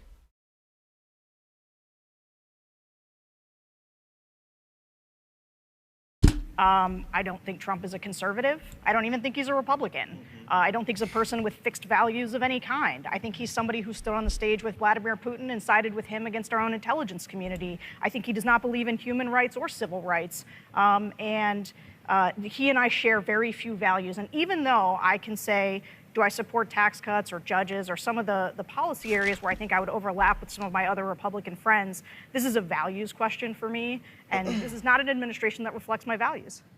I totally disagree, but yes. I do.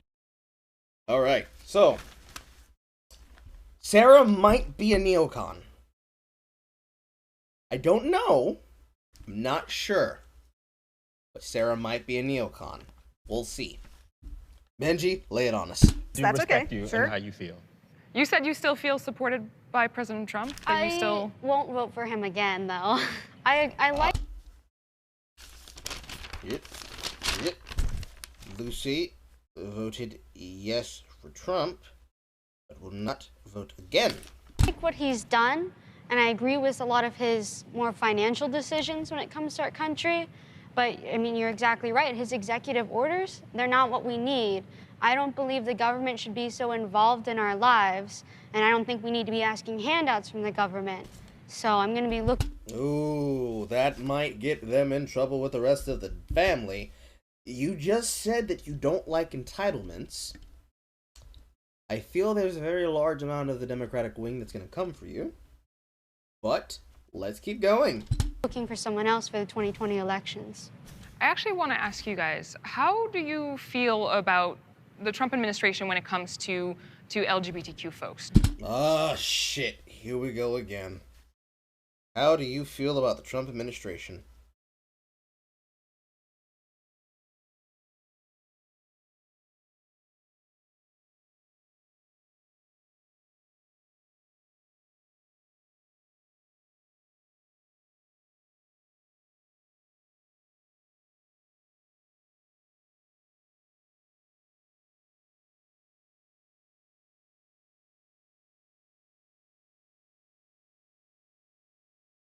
Do you feel that his policies have either helped or harmed the LGBTQ community? I'd like to take that because I'm going to go back to the Reagan years, and there's a lot of Elder hatred Gay on the spot. of Ronald Reagan because he never addressed AIDS. That was a big crisis, and it was terrible. And I spent, days going to funerals and memorial services. Today, I think Donald Trump is really changing the Republican Party by working with the gay and lesbian community. He wasn't a racist or a homophobe until he ran for president. His best friend was Joan Rivers, who was like, damn. David's calculating some shit. He's like, yeah.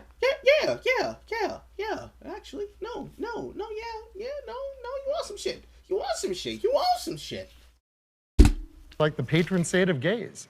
If there was a homophobic drop of blood in him, we would have heard that 20 years ago. I would push back and say he was a racist when Central Park 5 happened. Nope. He's been a racist Central for a Park long 5 time. happened. Actually, so no. that. I actually have here the op-ed Advertisement, not op-ed.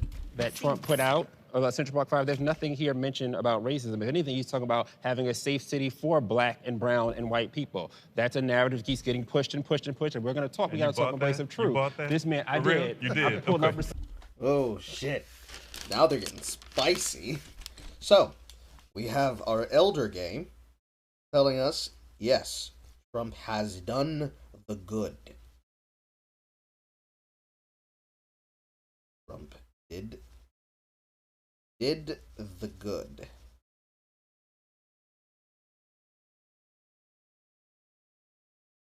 And then I think we can establish from... Oh, actually, no, we can't establish on who voted for who, and I'm not going to assume those things. But then we establish that Caleb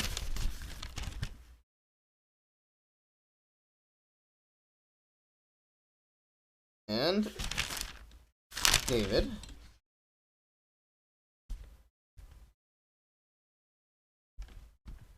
are very anti and skeptical. Yep. Cool. And we're gonna go ahead and put a trademark next to that.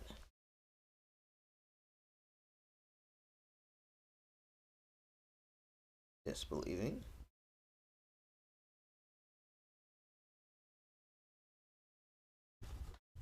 All right. seats. Okay. That's what you got to do nowadays. So, and if we're going to talk, let's talk from a place of truth. Right. No, it's not. It's receipts on it. Just That's buy the it. thing. It's not a receipt. It's How a is it receipt. It's a receipt. How did he improve Because these? you people are saying that he. Oh shit! He's bringing up the you people. By just saying it in the flyer. People. That's enough proof for you? No, you're saying no. You people are saying that he did. did this racial thing to Central Park 5. I'm putting out the actual op-ed, which is actually what we're talking. Okay.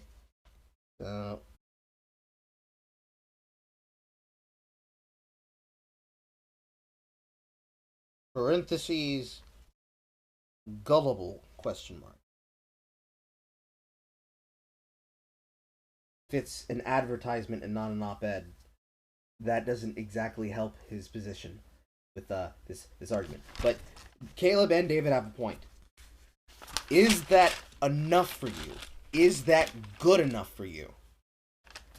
Benji's obvious answer is yes, it is. And I am going to side with Caleb and David here. You should be skeptical of your government. And you should be skeptical of your president.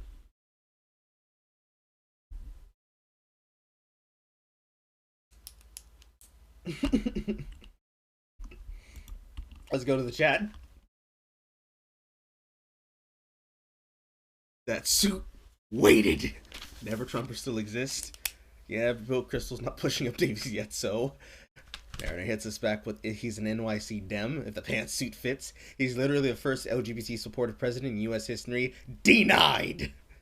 Reagan with Satan, let's be fair. He likes many. It's the same shit as every other New York landowner. Echoes intentional, because they're going to tally about anti-Semitism somehow. We'll be talking about. Benji, please, they aren't worth it. He's at least trying. Yes, Benji is trying. The conversation so far is, how do you feel about the Trump admin? We went from, well, Reagan to Trump did good, to Caleb and David being skeptical, great snark, and disbelieving. I put gullible question mark because Benji has a point and they have a point. Their point is that enough to be good enough for you? Benji's over here with, yes, because here's what I think, and this is what I'm going to go with. It's not blind faith. He's not blind. He's been the most down-to-earth person outside of Paul. I don't see how he would be wrong. It's his lived truth. How could I deny it? And also, yes, that's 100% true. Obama did bomb enough children to make South African dictators blush. I'm pretty sure the ANC government asked him for trading tips on how to get the higher kill streak.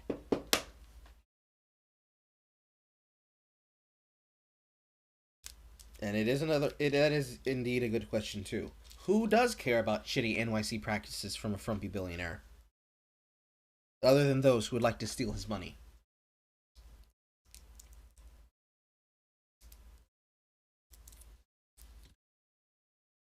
Okay, let's keep going.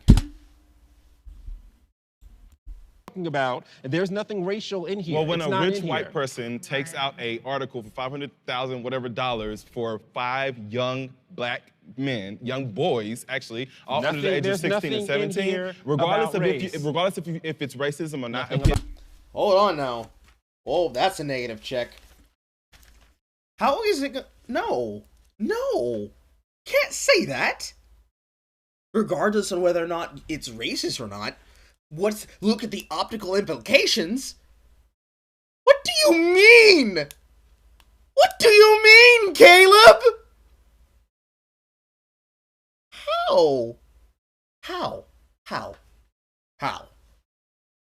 Literally how? What the shit? Dropped it on the neck. What the shit? He at least has the actual advertisement in his hands. I understand. I'm more than understanding. I fully know what he's trying to imply here. The way he's communicating it. And how he's going for the racism angle. Abstract nothing. That's the sin. That's the egregious. That's what grinds my gear. If they think that they're being racist or not, the perspective is that it's racist. Victimhood, because that's how the left contains power, but sorry, there's nothing racial there. Donnie, do you have any thoughts on this? Yeah, but I also don't feel like it's really my place to speak for this. Well, I think if... Ooh, damn, shit. Donnie wanted to comment, but Donnie could not comment.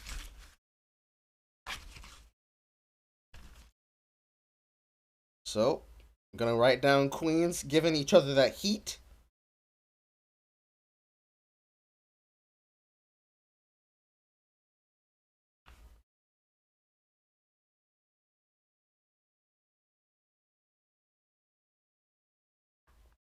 Donnie wanted to comment, but did not want to get that heat.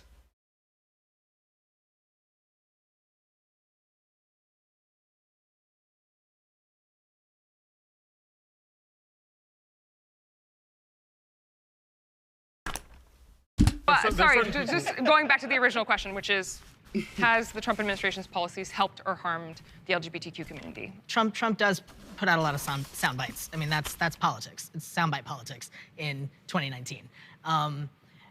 But these sound bites actually inform policies, which inform people's day-to-day perceptions and behaviors. And so when the Trump administration, or perhaps just Trump via Twitter, puts out a statement saying that no more trans people are allowed in the military, that's it, we're cutting you off, and anybody in's got to leave, that affects the lives of transgender citizens of this country.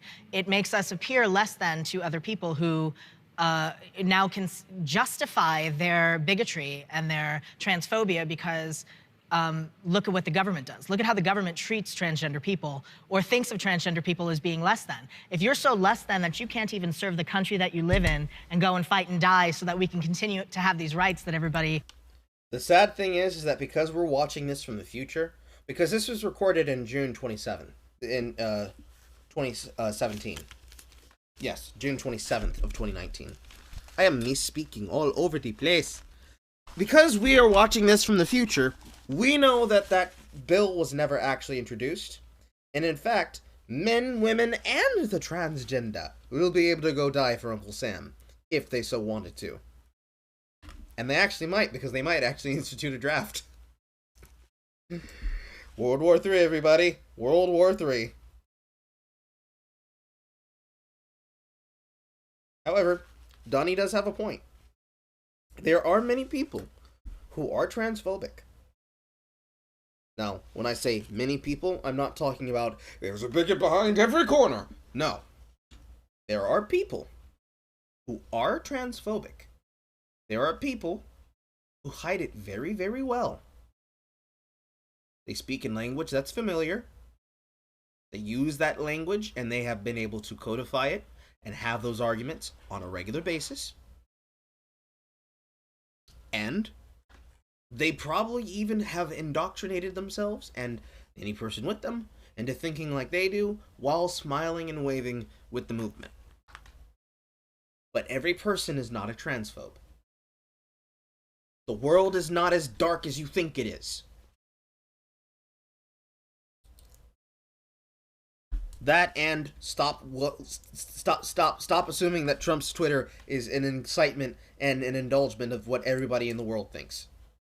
Yes, Trump is a buffoon. This has been established. He is many things on top of very well of understanding how to adapt to an audience that he has captive. But first and foremost, he is a political buffoon. He does it on purpose because he knows he can get away with it. Anytime he acts like a clown is actually good for him.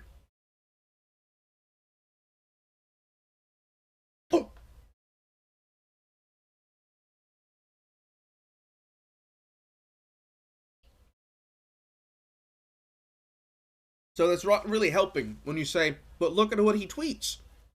Who fucking cares what he tweets? I care more about the policy and about what he does. Says that we should have and we should celebrate, then, you know, how worthy are you? You're not worthy. I think we need to have a more nuanced conversation in our community about military involvement, because I think about the politics of the folks at Stonewall, right? Like, people, Sylvia Rivera was staunchly anti-war, and I think we need to have a real conversation on how easy it is for us to jump into patriotism and jump into feeding this American imperialist machine so that we... I'm sorry, excuse me? American imperialist machine? Ick fucking squeeze me? Where? Where in modern time? More importantly, that's not what patriotism means. Patriotism does not mean gung-ho, let's go fight in wars. It means I love my country. My country is great, and here are reasons why. It doesn't mean that it will always be justified. Hashtag China 2020. Worldwide superpower. China #1. But, it doesn't mean... It does not mean that. That is not what that means. Patriotism does not mean imperialist march. Patriotism means I have pride in my country because I am happy to be an American. The same way that would be to say that someone, like, say, Dev, short fat otaku, is a Canadian, and he is proud to be Canadian. Or, considering how I'm both, like how I am also, I'm a minority Frenchman, I am French, and I am proud to be French. Or Creole. Or African. Or any of the other multiculti things I belong to. Including part Muslim. Or Jewish. Or reared Catholic. Having pride in the very country which you live in is not the same, and I'm pretty sure that you implied it like that, as being a Nazi. That's not what that means. No, I don't know if that's how you meant it, but that's how you said it.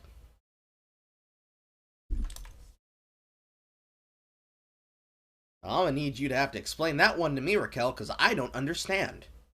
We can assimilate. All right, 2020. Obviously, President Trump is running again, and there are about 50 billion Democrats running right now.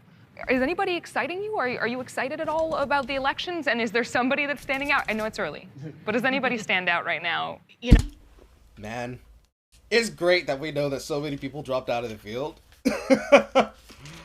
Oh boy. All right. Do I have space on this page? No. How did they feel about the candidates?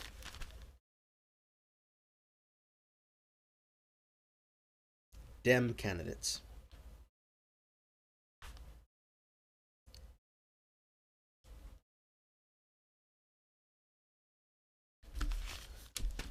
Check the chat.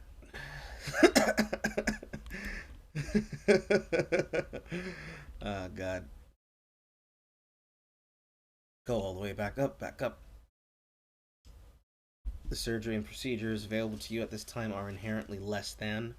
I'm from a military family, and they already weren't deployed to combat zones. We ain't far enough along yet, because they wouldn't be able to continue their hormones. Yes, draft will never happen, trust me. I have trans friend, but I don't generally trust trans people because of my trans friends, funnily enough.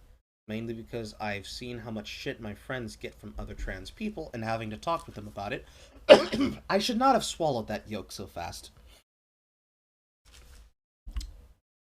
Oh no, I'm a bigot.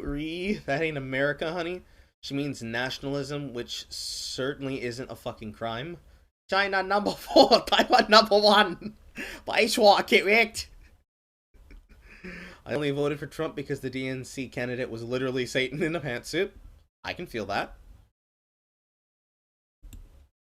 No, I'd be happy with anyone. Oh. Donnie, why'd you have to say it like that? Donnie would be happy with anyone.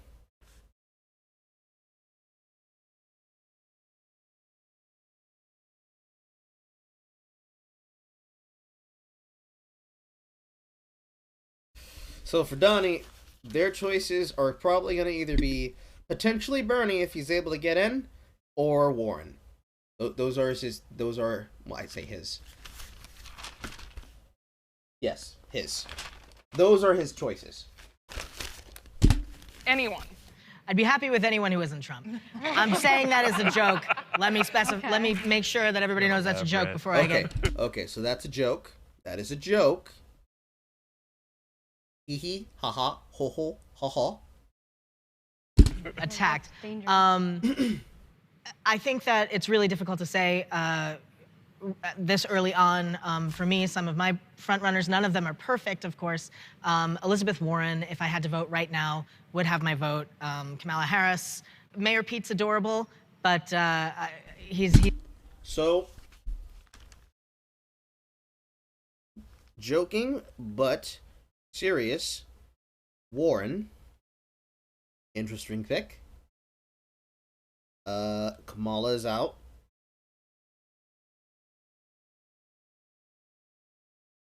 Pete, I think Pete's still hanging in there.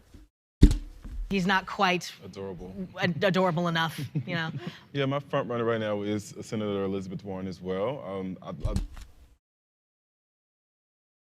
Okay. Caleb.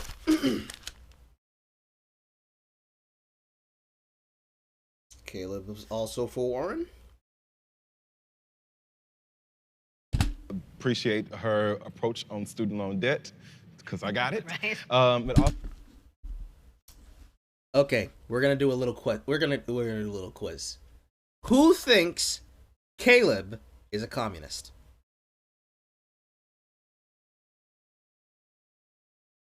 I'm not sure yet, because technically I myself have student loans, but I'm not asking for anyone to pay them. So we're just gonna throw that one out there. Who thinks it? Also, like her calling out the issues that Black transgender women are facing right now and not being afraid to say their names really meant a lot to me.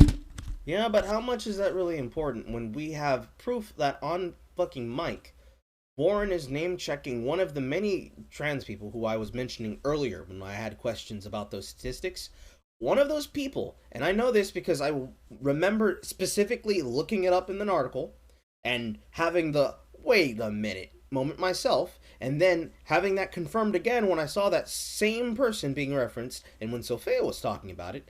How much do they care? How much does Warren care when the names that they're name checking, when they talk about things like trans murders and suicides, are people who are part of the statistics because they were a death of natural causes? So I'm watching her. All right, David?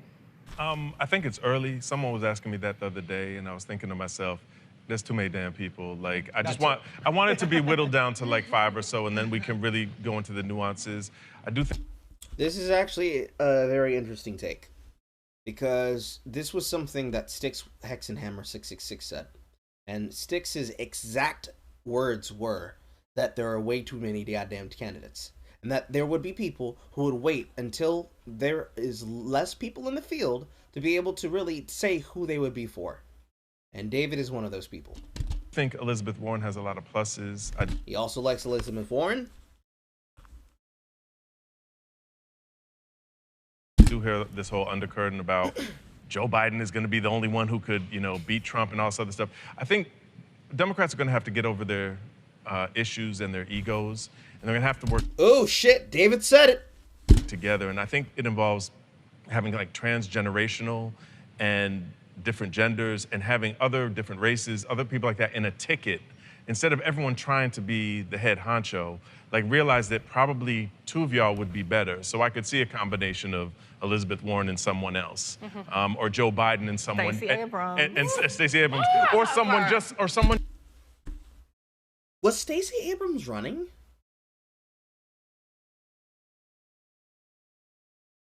I don't even remember. Someone just younger. Like, it's exhausting. Like, Barack Obama was 47 when he was voted into office. Like, all these, and this is I'm not trying to be ageist or anything, but like, when all the candidates are like in their 70s, I'm kind of like, how long are you going to be around? What's going to happen? This was also something that Styx said. This is actually one of the many things that Styx said. Trump right now, in his age, he is an older man, but he's not geriatric.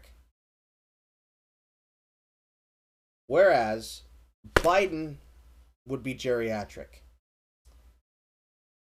You gotta love him and like him. But Bernie would be geriatric. I'm not exactly up to date on how old Warren is, but I'm sure she's somewhere in their range. they're at least over the age of 50. I'm not sure how many are over the age of 60 and how many are pushing 70 and 80. But they are up there in the age. They are past the halfway point of a century.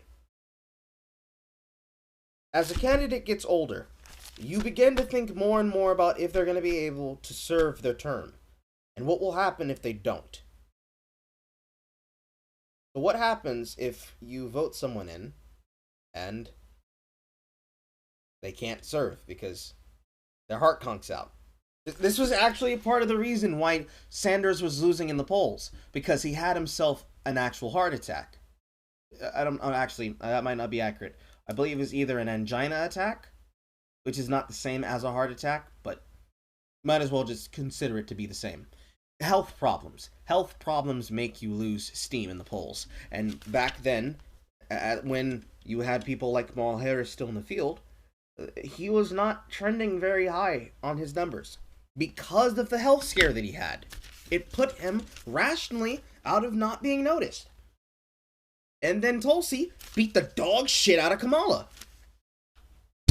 And seriously, like, we need somebody with a little bit more youthful energy to bring in there. So I think a combination ticket, to me, would be better. But I do like Elizabeth Warren, just to echo what a lot of other people say. I have a question that I want to ask of both Lucy and Sarah. You are the two people who lean conservative who've told me that you're not going to vote for Trump this year, in 2020. So what are you going to do? What will you do if you don't vote Trump?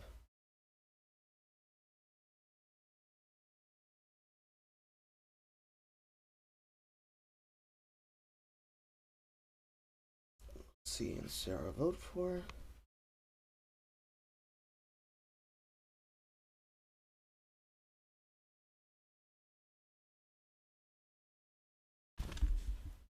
I'm not sure about this one. What do you guys feel about it?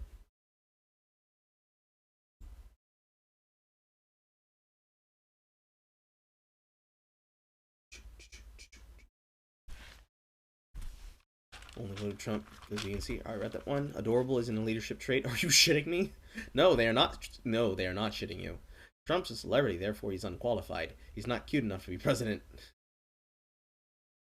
Warren is less insane than Bernie, but Bernie is also a communist, so the floor is as low as possible. Yes. For what it's worth, at least Bernie's relatively more honest about what he is. He'll tell you flat out that he's a communist. Notice that those two are the only candidates asking for corporate reins, and they are also punished by the DNC in polling.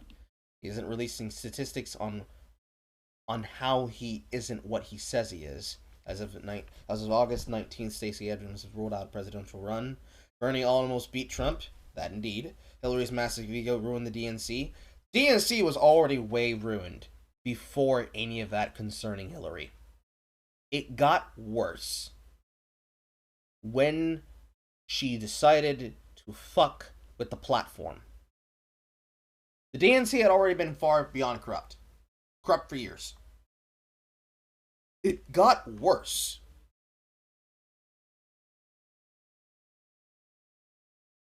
Oh yeah, in terms of the election. Oh, well, damn straight, 100%.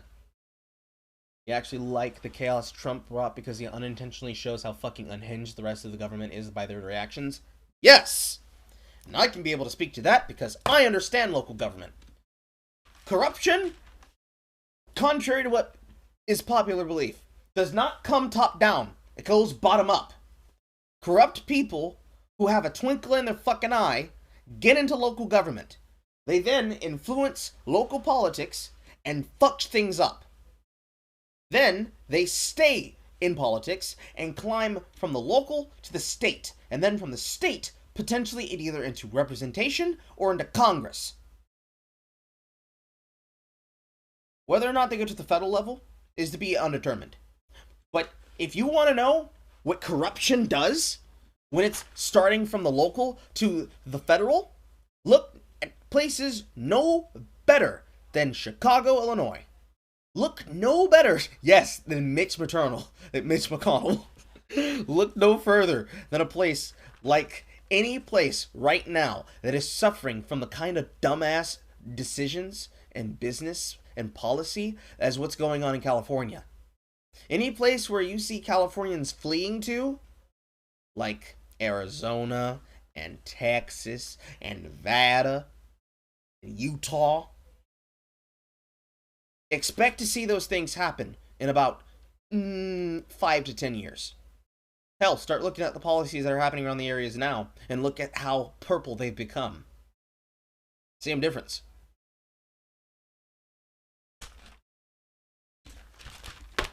Alright, though. Let's see how they answer this question. Find someone else. Okay, and so far? Find someone else. I haven't really had anyone coming out. It's really early, too. But I suppose what I would say is I want to define who I would want to run as someone who's going to make sure that they're taking care of America first and trying to figure out our problems here. Isn't that what Trump is completely about?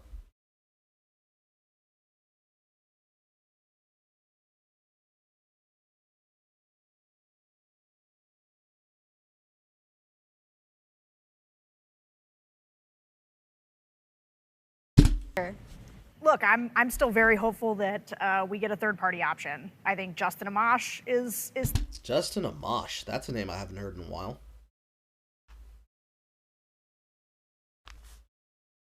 Something third party.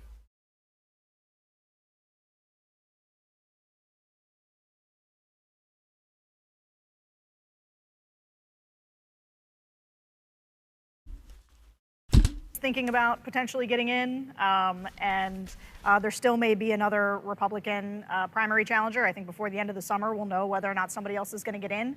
I think somebody else should get in. I think someone should make a pitch for a 21st century Republican Party that isn't sort of built around a cult of personality around Donald Trump. Okay, that's fair. Something less culty.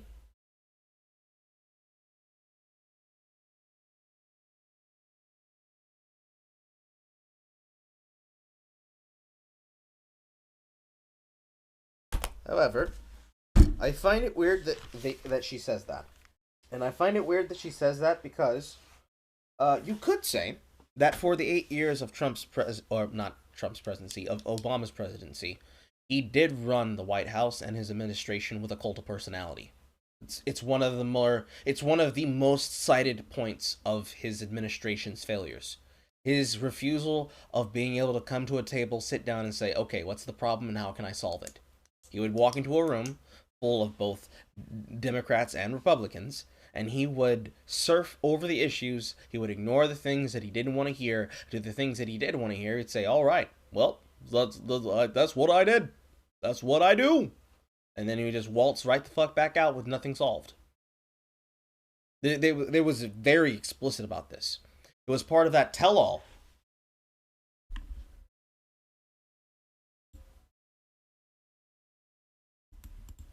There's a lot of people who could do that, young Republican congressmen or other folks. If we don't get that and I'm forced into a binary choice between Trump and a Democrat, it's going to really depend on the Democrat. I'm never going to vote for Bernie Sanders. There's just no way. And I would probably vote for, my mom. But Write her in. Yeah, that's right. Write her in. But here's the thing. Look, if it's somebody like Joe Biden, look, do I agree with Joe Biden on most issues? I do not. But I don't think that the world is going to write that one down. Joe Biden.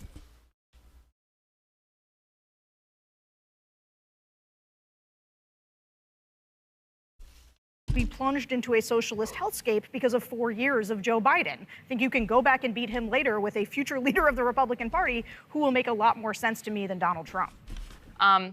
Mayor Pete has been mentioned. Mayor Pete is gay. He's been on the cover of magazines with his husband. Does having somebody who's gay running right now, does that make you want to vote for him? It cuts there, but I have the other video already queued up. Give it a second. Okay. Next question was, how does Pete running make you feel?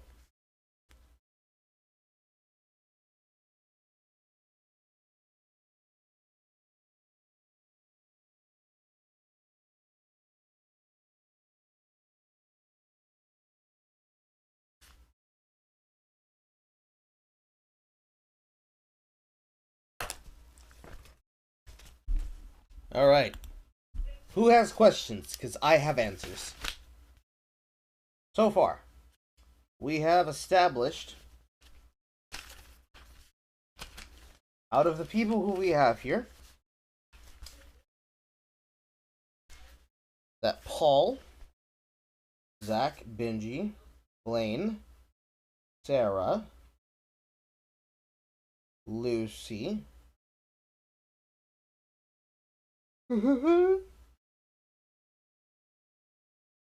and I'll say David, are being logical people. And I will say that Raquel and Caleb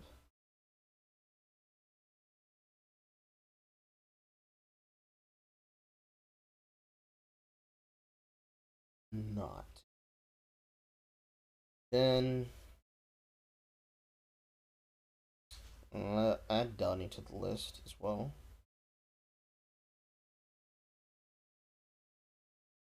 I didn't really hear a lot from Jamie.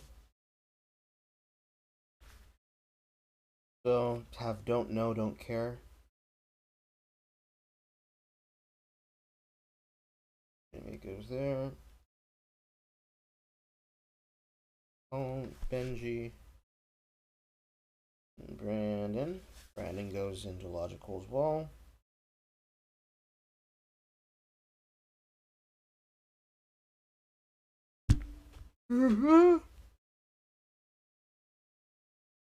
Okay, so from our tally, we have 1, 2, 3, 4, 5, 6, 7, 8, 9 people logical, 2 people illogical, and until I know what Jamie basically thinks, she doesn't care. Excuse me, they don't care. Let's get into it though. One of the reasons I walked away from the Democratic Party and liberalism is I'm so fed. Start from the top. This was the thing that got me in trouble again. This thing. I'll be right back. I need to go check on Le Parent. Don't bust that nut yet.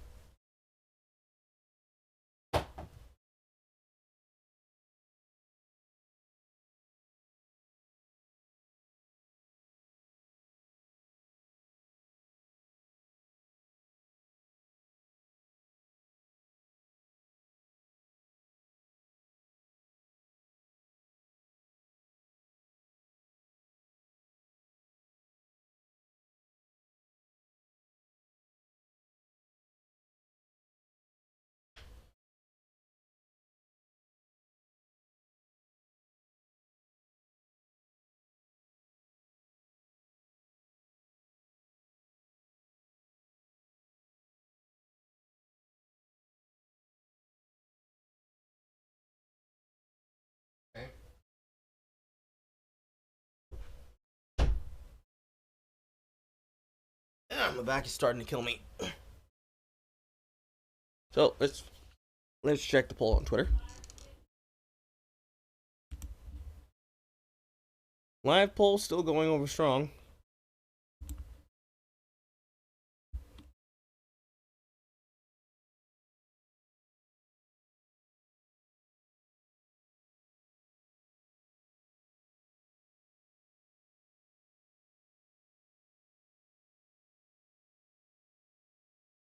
Not a lot of replies.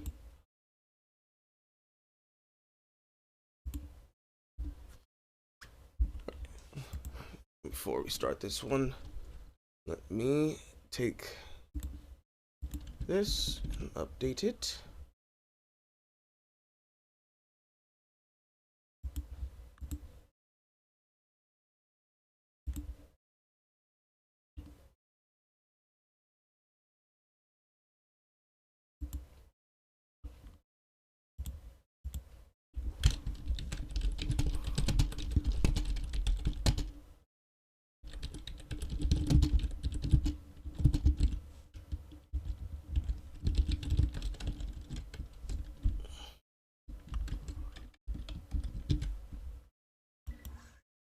There you go.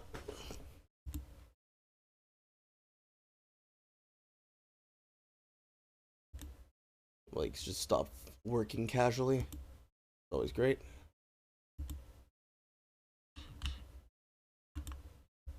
All right. This back on.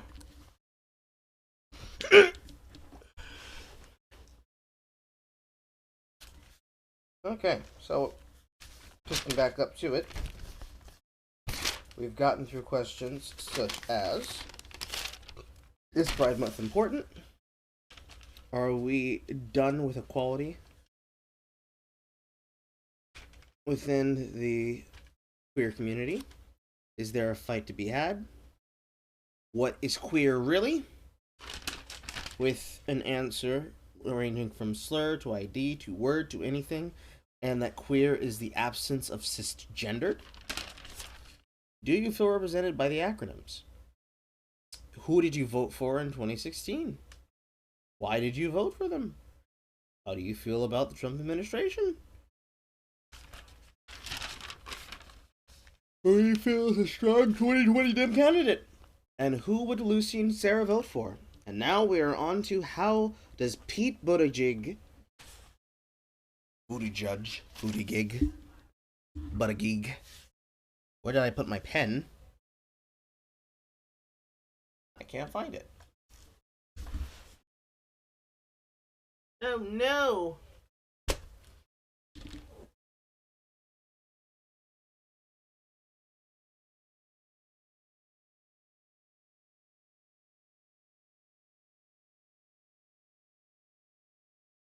Oh, I will find that in like 2 hours. That's why I have multiples.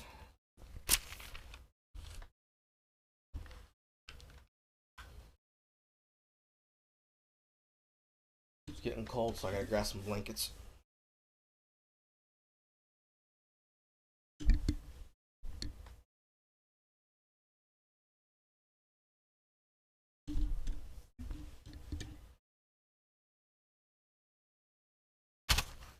Right back to it. One of the reasons I walked away from the Democratic Party and liberalism is I am so fed up with identity politics. I am so fed up with political correctness. I am so fed up with all of, and everyone here has already said it, it's lack of policy, all identity.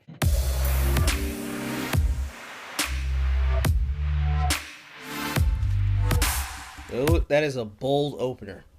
I'm gonna respond to that when we're gonna get to it, but boy, do I got something percolating for that. Mayor Pete has been mentioned. Mayor Pete is gay.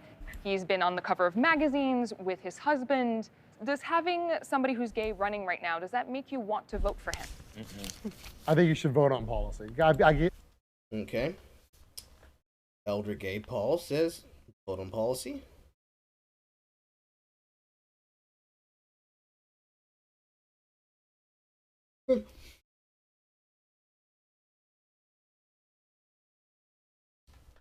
Ask that question all the time. It's great to have a gay candidate. It'd be great to have a lesbian candidate or a trans candidate. I'm looking at the policy. Everything else is peripheral. I could not care less. I mean, the fact that he is gay doesn't, I think there is such division in the... So Jamie 100% doesn't care, so I identified them correctly. LGBTQ or queer and trans, whatever you call it, community between gay and trans and cis. That doesn't mean he has my back as a trans person. It doesn't mean that he will have trans-affirming policy and support those most marginalized in the trans community. It means nothing to me that he is a gay person because he is also cis and he is also white, and he's holding all of those identities and experiences. Okay, that just changed their answer's perspective entirely. So it's not that Jamie doesn't care, it's that Jamie wants to know what you will do for them lately. At the same time. So I would love to see some firm policy proposals that include trans people and non-binary people. We haven't even talked about that yet, but I haven't seen that yet. I don't know why I'm not more excited about him than I am. There's something missing.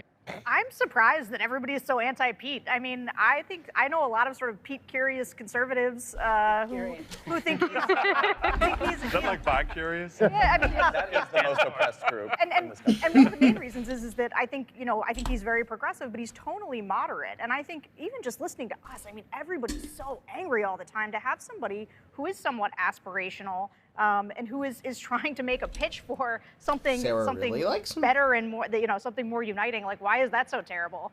I think it's nice. One of the reasons I walked away from the Democratic Party and liberalism is I am so fed up with identity politics. I am so fed up with political correctness. I am so fed up with all of, and everyone here has already said it, it's lack of policy, all identity. And that's what he is. I mean, he's just a gay man with no ideas. Okay. I hate when... Ugh. Ugh. Ugh. He is lobbing the body blows. Jesus. Jesus, Brandon. That is savage. That is savage, sir. However, he is speaking dead. He's speaking dead-ass truth.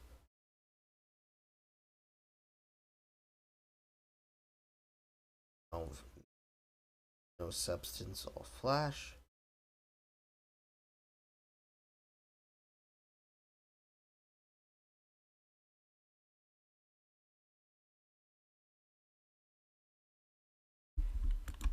A lot of conservative folks, well, not even just conservative folks, it's usually just white men across the aisle talk about identity politics. I knew that was coming. Because it's all identity politics, right? Like you...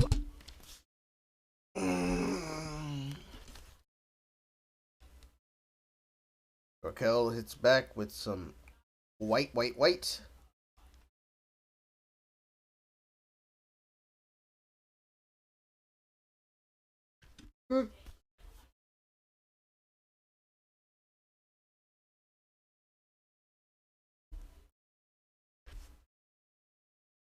Anti-white.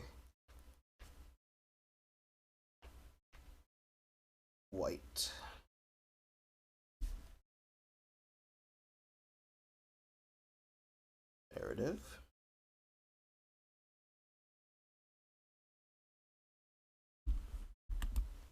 You all have been moving through the world with your lens as a white man, privileged in many different ways, and that informs your politics. I do have privilege. I have never said that I'm not privileged. I think we all... He's G-checking her. He is throwing body blows. I have the capacity to oppress and be an oppressor. But I don't have white privilege, right? So that's... Okay. Raquel and Brandon getting into the heat.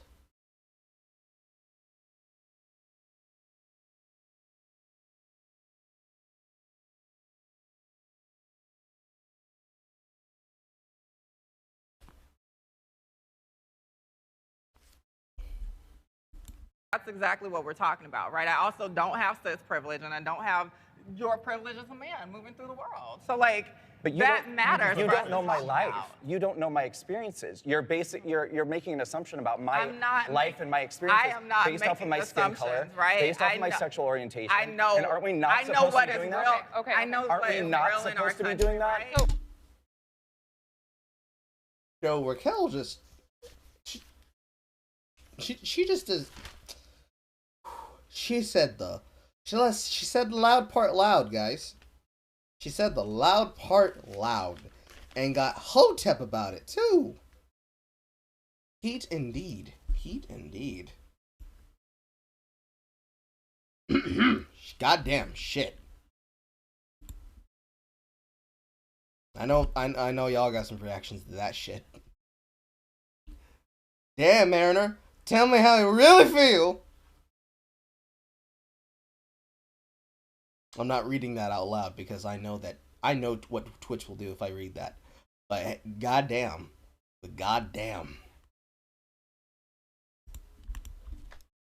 White supremacy is real in our country. Are we supposed to judge by the content of our character, not by the color of our skin? Privilege is real in our country. I would love your... No, I'm not a victim. That's the point. Anyway. I would love to stick to the Mayor P question. Donnie? I think having him out there and being visible is fantastic for the community. I have a nephew, a 12-year-old nephew, who is a little gay boy, And for him to be able to see that there is a gay man who is running for president is fantastic. So that's meaningful to you? It's meaningful to have him there, absolutely. Okay. I'd rather have a beer with him than vote for him, because he seems like you want to lean in and talk to him some more, you know? And his fabulous theater-loving husband, they sound great. But I did not know that Pete Buttigieg was a theater gay. Okay. I don't necessarily think that he's ready to run the country. All right. So one thing that... Good for visibility, bad for office.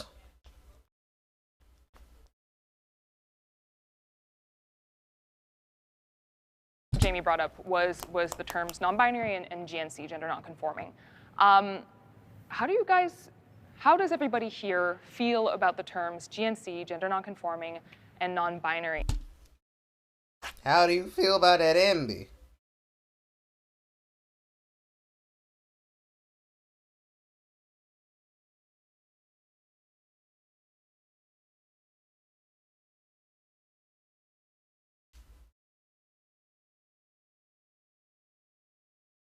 How do you feel about NB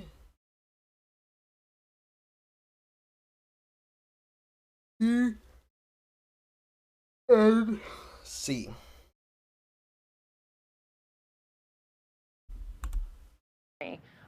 And the fact that it often falls under the umbrella of LGBTQ.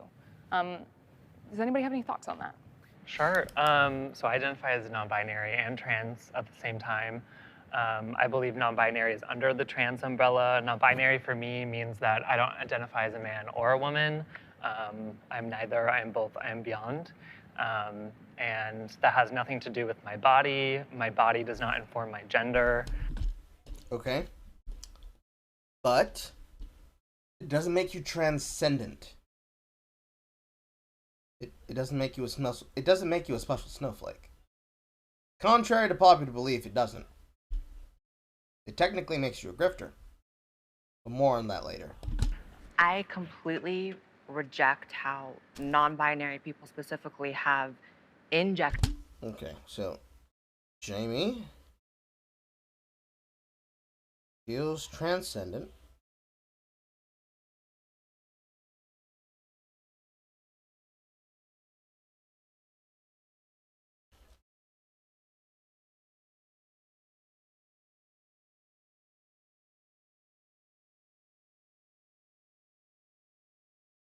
Claire outright rejects it.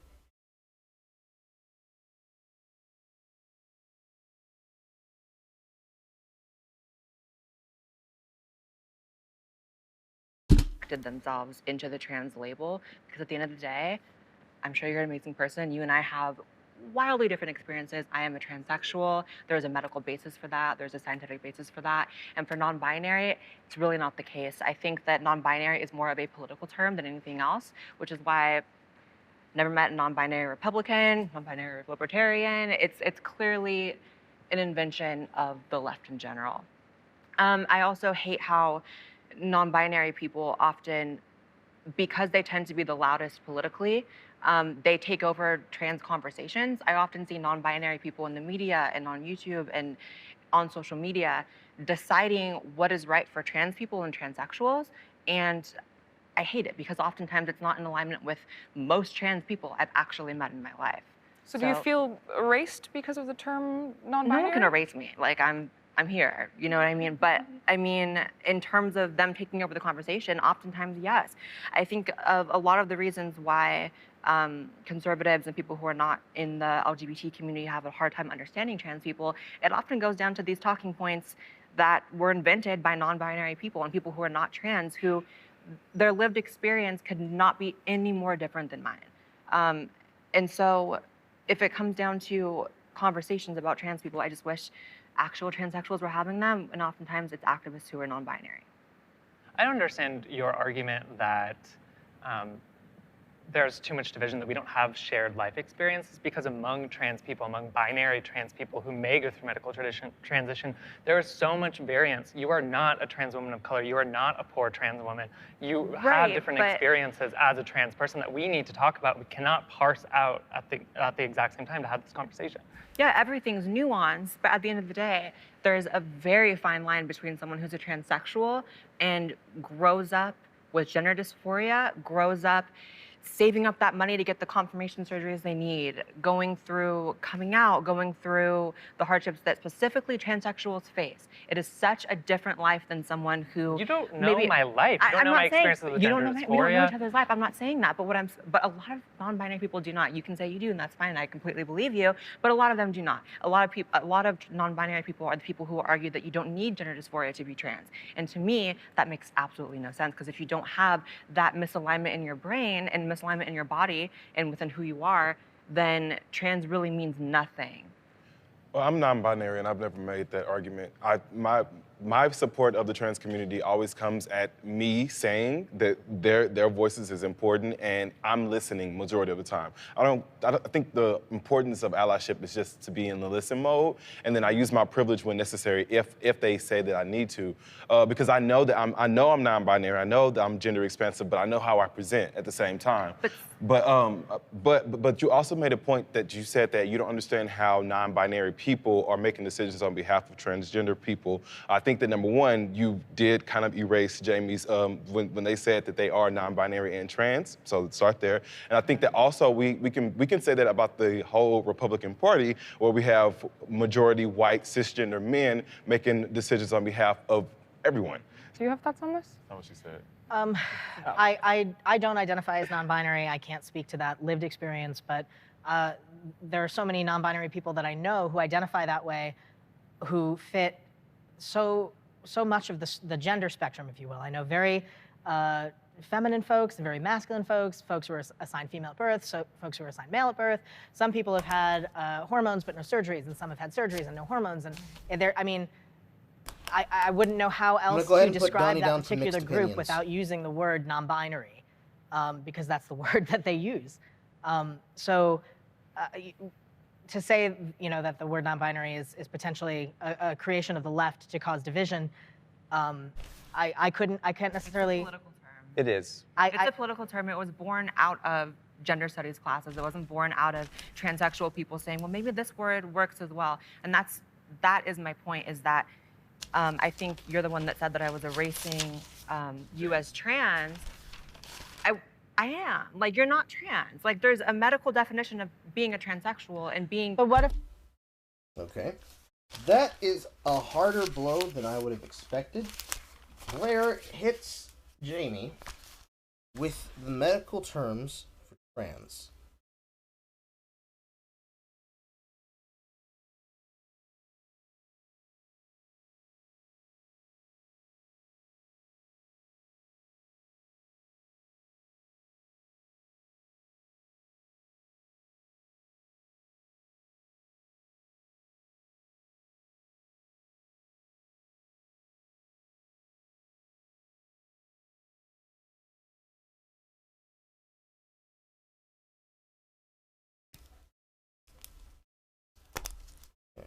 I'm starting to pass out because I did not sleep very well. Blair calls out Jamie.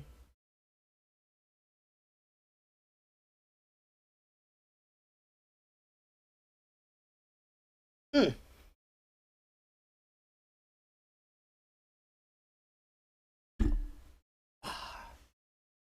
those non-binary people do suffer from gender dysphoria? Jamie, how you doing? I mean, that doesn't make you trans to just suffer from gender dysphoria. Being trans is having gender dysphoria and acting upon it to live a life as a transsexual. I think that's different. I'm going to stop you. Jamie, how are you doing? I'm okay. You're okay? Yeah. Do you feel like talking? You don't have to. Okay. Jamie pulls out the waterworks.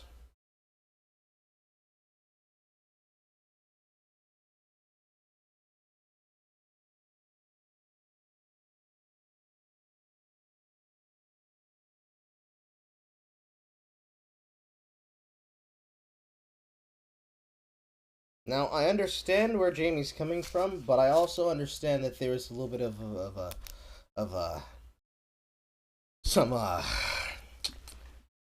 I'm tasting the hint of eau de boo. And here's the reason why I think so. Now, I have the advantage of being able to be someone who's watching this from the future, who completely did not even know this existed. So, if we assess through here, Jamie has more or less stayed silent on almost every single question.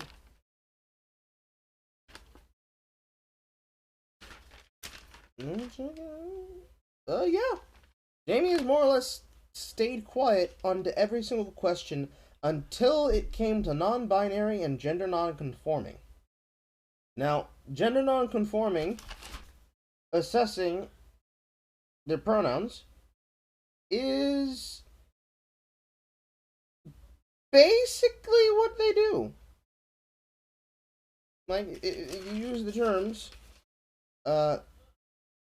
non-binary and gender non-conforming, you apply them to Jamie. Jamie applies for every single part of them. However, whether or not they are real or fake tears, I understand why they would be upset. Because imagine if someone was to tell me, you're not black and or white and or any of the other things that you 100% are, and then continue to do that, and if I didn't have thicker skin, that would be something that would piss me off. 100%.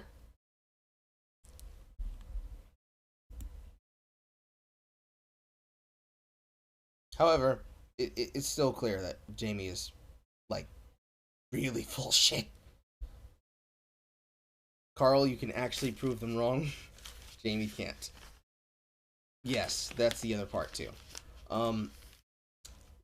When it comes to identity politics, you can claim everything you want to under the sun until you're blue in the face. And even past then. And people will defend you. Because of course they can. But, when you are something... When someone tells me, when I have them dead to rights on a point, and they say, you couldn't know about that, you're not black, or you're not white. Because of my complexion, if someone was to tell me, you couldn't know about that because you'd have no experience of it, and I hit them with that, are you sure about that? And just flash the skin, that's more than enough proof in that case. But if someone was to tell me, you're not white, Carl, you'd have to define what do you mean. If you mean biologically white, yes, I am. If you were to say, you're colonizing white ideas, yes, I do. Because the ideas which we were given were European. How could I not? Should I not be intellectual? Because supposedly it's caping for the white man? How could you know about black? Stop it! Stop it! Your mother runs a salon? Really? I think you've told me that before.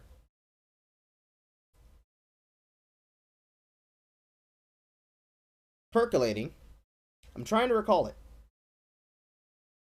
I swear you've told me this before. But identity politics, you can claim whatever the fuck you want till you're blue in the face. At the end of the day, you have to nut up or shut up. That's what it becomes. Because if you claim you're something, and your terminology, your expressions, your politics do not align with those assumptions, you can end up doing what Jamie's doing here.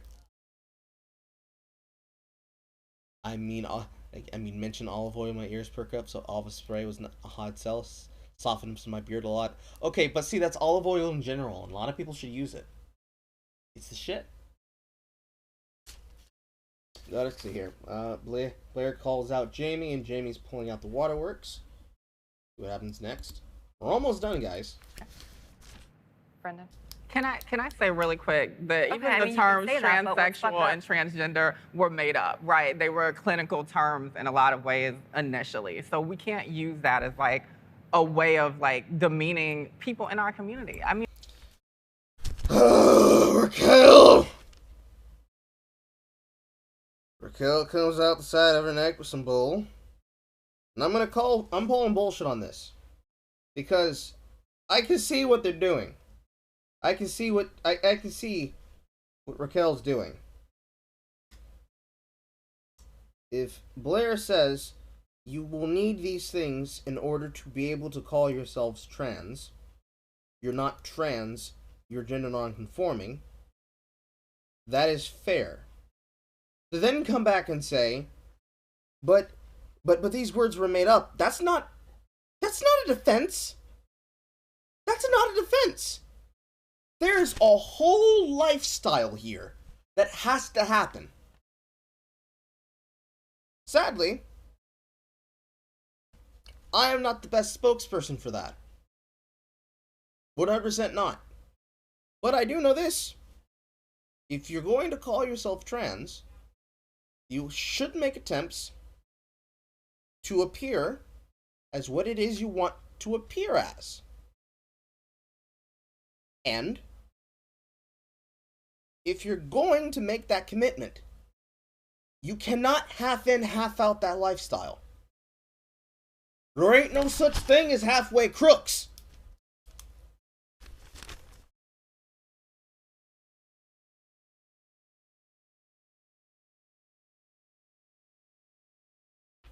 But really, what Raquel's doing here is that Raquel is trying to shame Blair.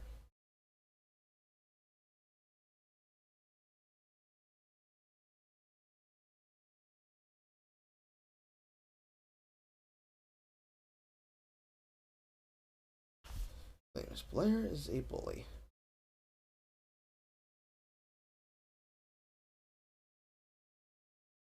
I mean, it's really unfortunate that we have to do that when we know outside of this room, people don't see any of us or treat any of us with respect. But you know why? Well, that's a downright disrespectful lie. There are plenty of people who treat transgenders with respect. There are plenty of people who treat almost everybody with respect, myself being one of them. However, I feel like Blair is about to answer that question with what I was saying. I think that a large reason why a lot of people do not understand trans people is because of non-binary and because of all these other identities that we've all talked about are constantly tacked onto the acronym that has always worked. Confuses it. But how is it different when a cis woman tells you that you're not a woman, or for you to then tell Jamie that they're not trans? Jamie? Because they're not going through it? Because anybody can just say that they are that without having to basically get G-checked? That would be the first way. Why?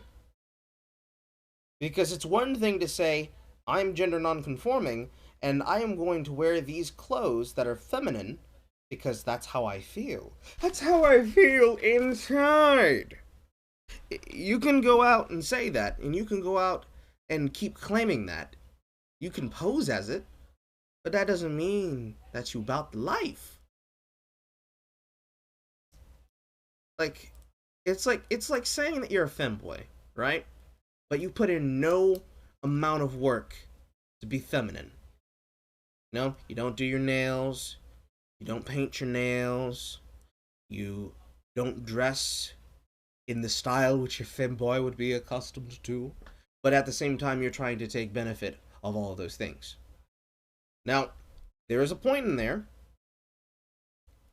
If that was Blair's intention, wasn't, but let's just assume that it was.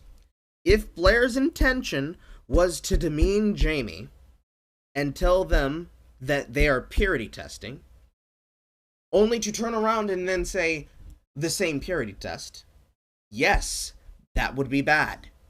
I have witnessed that happen. That is bad.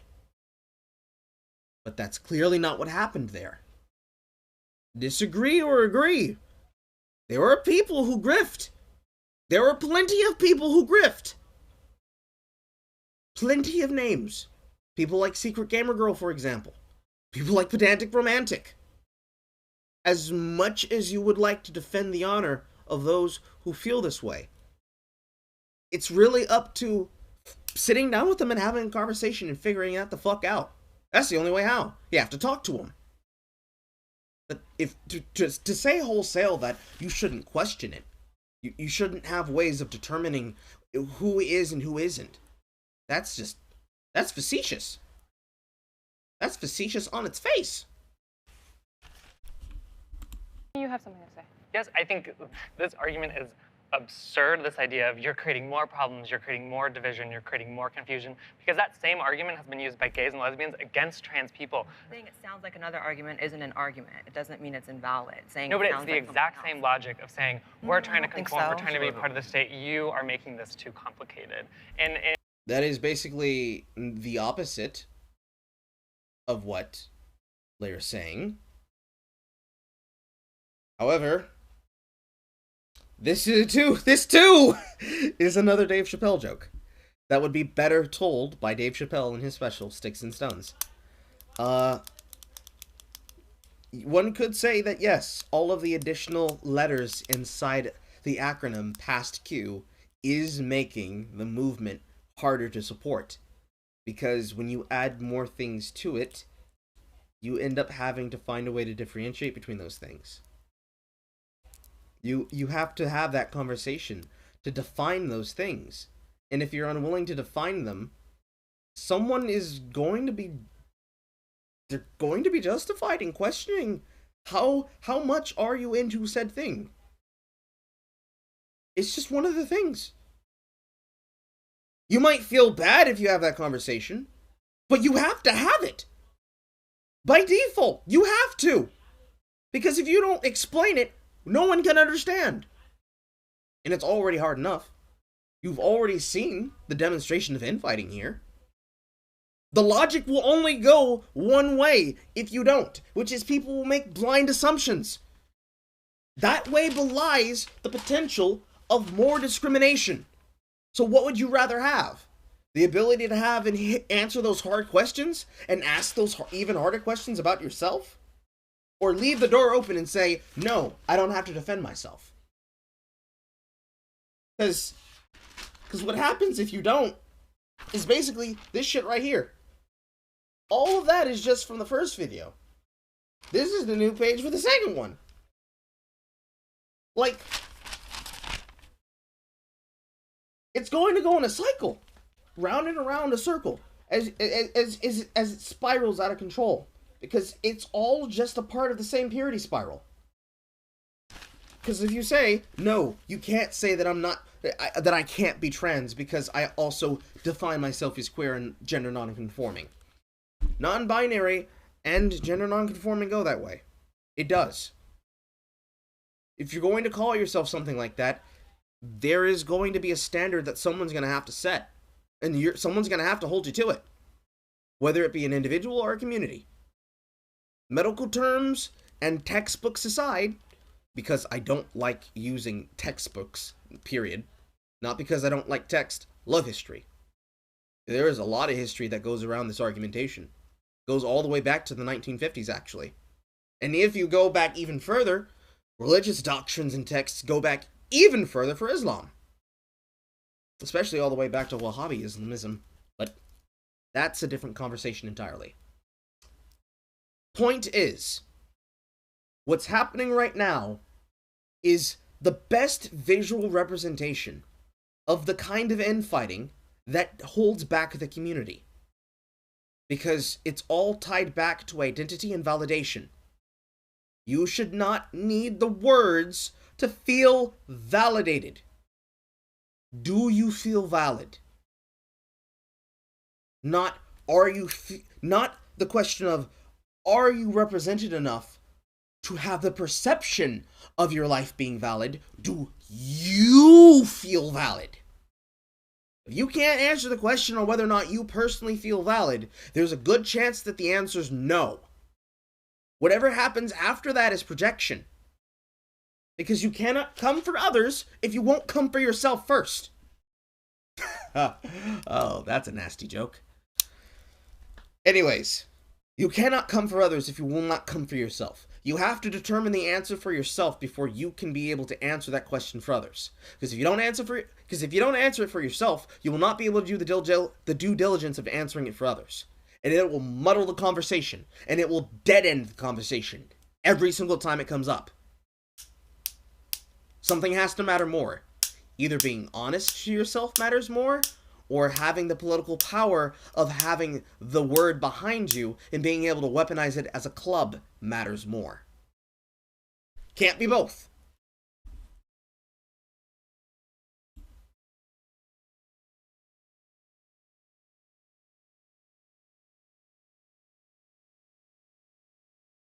Marin hit me with a large what. I'm not sure what the what was for.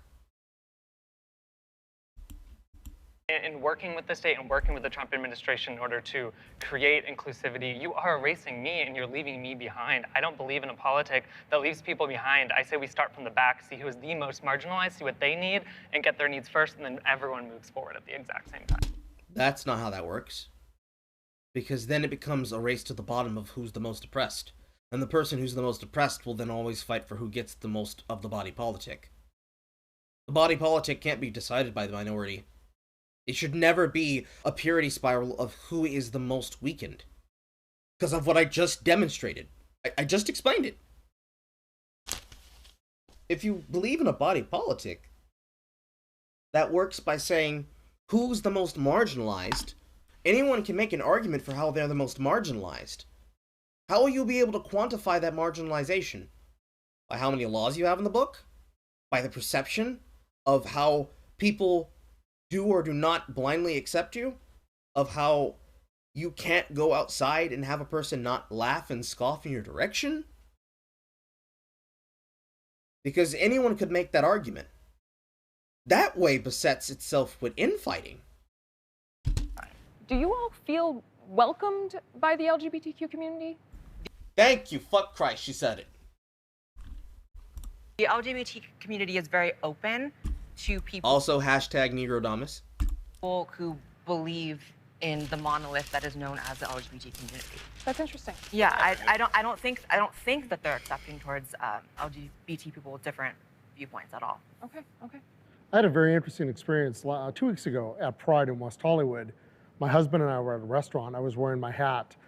And within a minute or so, 2 women stormed our table and began cussing at me, yelling at me, screaming. And one question like, what do you think about gay marriage? And I said, well, this is my husband, so I'm for it. How about the way he treats Mexicans? And I said, my name is Ramirez, I'm Mexican-American. And it kind of shut them down, but then they continued to yell and scream and try to incite the restaurant against us. But I think that the intelligent conversations I've had via the MAGA hat have gone much further than the negative vitriol that is incited by others. So it's also a conversation starter for Yes. you. Okay. All right. Raquel, do you have thoughts on this? I mean, I think that there is merit in the conversation of not everyone feeling welcome. I don't always feel welcome as a Black trans woman in every space. I still think a lot of the spaces that we have that are designated LGBTQ are so dominated by white cis gay men who tend. Oh, fucking Christ.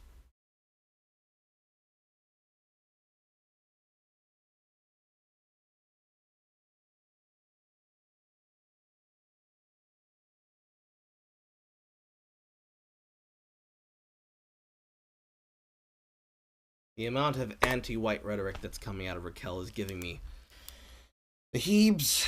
And to look a certain way and tend to move through the world in a certain way, right? And so I find my most power in spaces that are specifically for Black and brown trans folks. And Read that. Funny story, the most adamantly anti-Mexican immigration advocate I've met personally was a first-generation Mexican immigrant. His reasoning was essentially the drug cartels and that you'd get disappeared. Was it a case of I immigrated here the right way? They should have to wait in line, do the same procedures? Well, no, that was tactical asking the question, and it got answered. Alright, so for the answer of do you feel accepted, Blair's answer is a little bit all over the board, so I wrote down kinda. Paul's answer was kind of all over the board as well. He did say that he feels somewhat accepted, but the animus is what gets to him. So I wrote down sometimes, and I'm going to go ahead and add that his politics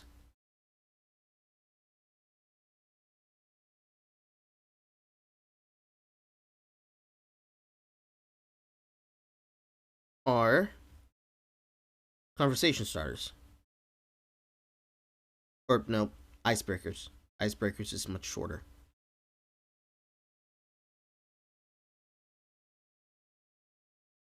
And honestly, that's probably the best thing you could probably hope for when it comes to people and opinions. You know, you don't want your opinions to be immediately shut down. You want people to be able to hear you out. And the best way to do that is to not be antagonistic at first and just out of hand, out of pocket dismiss opinions and ideas. You want to be able to have the ability to converse. And in order to do that, you have to be willing to at least come halfway and hear them out and see where they're coming from. So icebreaker is good. And then Raquel hit us with that, not always, and then immediately went back into the anti-white rhetoric. Mariner hitting it up. Also living with my brother when he was in El Paso and having him explain how his unit was forbidden from entering Juarez because of the shit that goes down on there explains. That goes down there. The go note that goes on there. That is just the wrong there. That goes on there explains the reaction to the immigrant I met. It's entirely justified. Okay. And I believe in that. Donnie, how about you?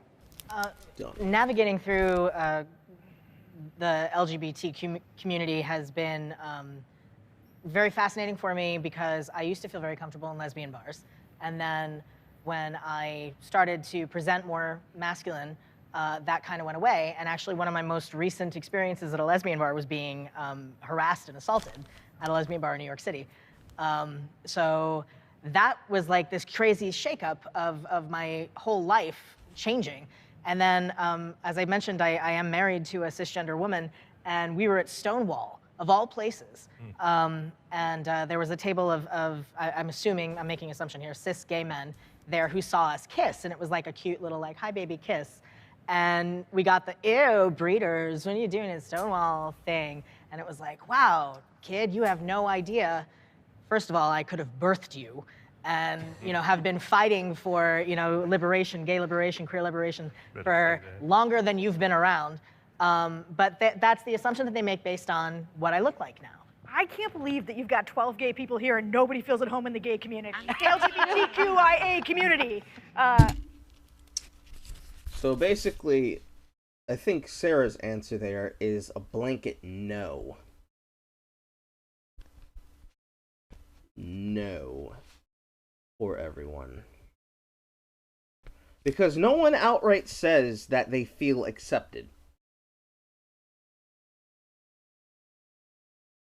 And honestly, it is mind-blowing. It is very mind-blowing that no one in the panel feels accepted inside the community.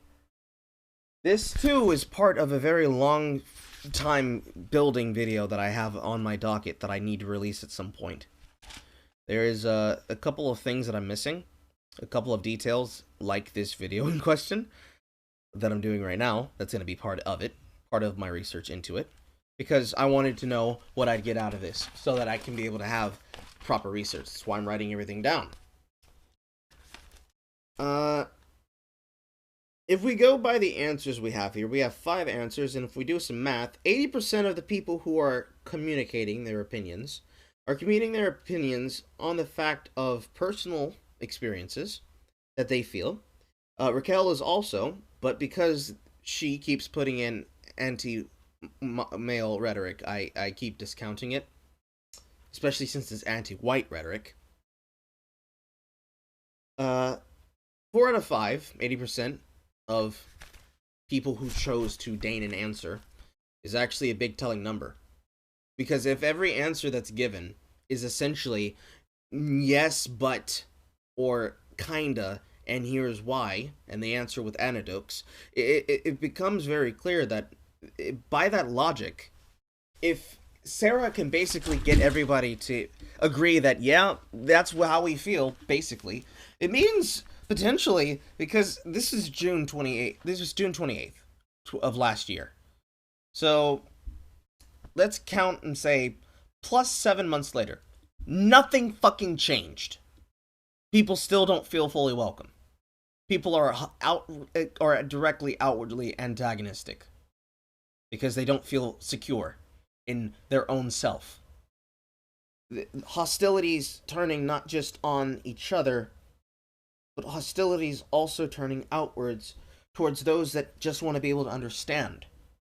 And then inwards on people who may be like-minded or might slightly disagree because they don't blindly walk in lockstep. That's very telling. I can't remember when I made the tweet, but I do remember the tweet in question.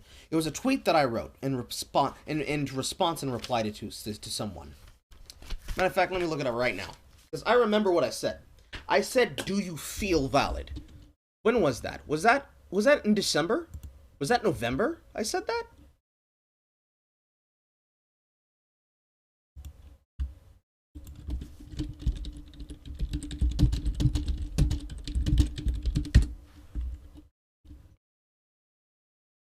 Yes, that was December.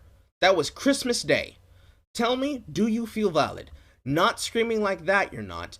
Come join our side, we won't shout you down or make you feel like a caged animal begging for your life and relevance. And that was in reply to the tweet that was screaming, asexuality is fucking valid, asexuality is fucking valid, asexuality is fucking valid and part of the LGBT community. Come fucking fight me if you disagree. Argumentative shit like that. The likes and retweets on that tweet of mine is irrelevant to the point here. The fact that I had the temerity and sense of mind there to say that. And that the same sentiments are being said here in a Vice video, no less, where I expect the most propaganda. Oop, I accidentally ripped it. The most propaganda. The fact that this is coming out here makes me believe that I'm on to some shit. Because if no one feels valid, imagine how that amplifies their emotions about everything else. Right? Because insecurity of oneself affects everyone equally. It's not a gender thing, it's not a politic thing, it's humanity. It is a human thing. It is natural. It is a natural emotion and state of being. Though it should be temporary. Because one of the things you should do is eventually become, comfortable in your body. Whew, but goddamn, I'm learning a lot. I am learning a lot, and I'm having a couple of my thoughts confirmed here. Did I switch to Brave? Yes, I have Brave as a browser. I like Brave.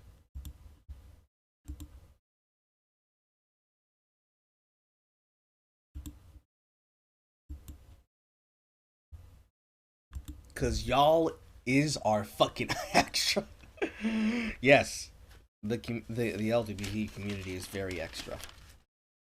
There are people in it who are extra. I know I'm extra. Sometimes that's just because I choose to be audacious. Sometimes that's because I choose to be a dick. Sometimes I can't help it. It's just who I am. But yep, it is what it is. All right, let's keep going. I think that speaks to, look, each of us has our own individual experiences, right? We're all humans who just want to live in the world and be accepted for who we are. And that was sort of what the community used to be. And I think part of what we're suffering from is the difference between what it meant to be a community of people that was all across the spectrum to being a shoehorned into a political movement.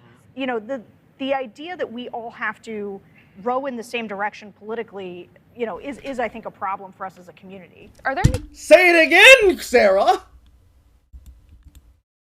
The idea that we all have to row in the same direction politically, is I think a problem for us as a community. Are there...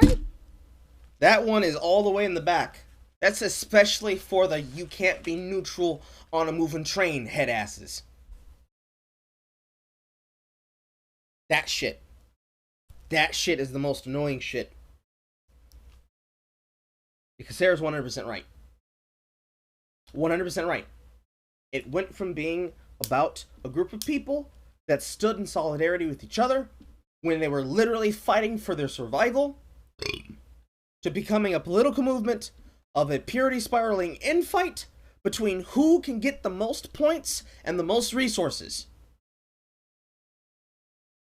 Inevitably, if it continues infighting, the only people who will be able to claim security and finance and order and all this shit is whoever the fuck has the most resources. And whoever that has the most resources, whoever feels that they are the most victimized and thus the most deserving. There have been plenty of videos that have demonstrated this. Like Dr. Rambercan did a video like this. I'm probably going to end up doing a video like this within the month of February. I have no idea. We're going to find out. But this is shit. This is some real shit. Sarah's saying some real shit here. But how many people go and listen? Any questions that you would like to ask each other? If I could ask a question to Blair, just to... Oh, here we fucking go.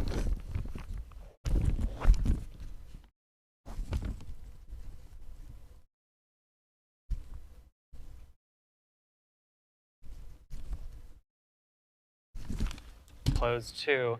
I'm curious what you think about the gender binary. As a trans person who has experienced dysphoria, and I also experienced dysphoria, and I think the root of dysphoria and these feelings of transness is because there is a binary, because there's a limiting construct, social construct that tells people they can be one thing or the other. They can be feminine. No, there isn't. No, there isn't. No, the fuck there is not. The binary exists to distinguish between two existent states. Male, female. When you have dysphoria, and you wish to go from one state and transition to the other, that is transgenderism. Male to female, female to male. If you feel that you are trans, you wish to go from one to the other. Within that spectrum of male and female, then becomes the thing that you will then reference to as your supposed queer spectrum. Whatever word they're using about it. The spectrum of sexuality and whatnot. You could be monotheistic about it. You could be polytheistic about it. You could be downright cultural Marxist about it. But male and female are not the only things that are there. The binary does not exist for you to define yourself rigidly by it. It exists so that everybody has an equal standard to differentiate from. It is a ruler. Instead of using it like a ruler, you are using it like a compass. Get yourself together!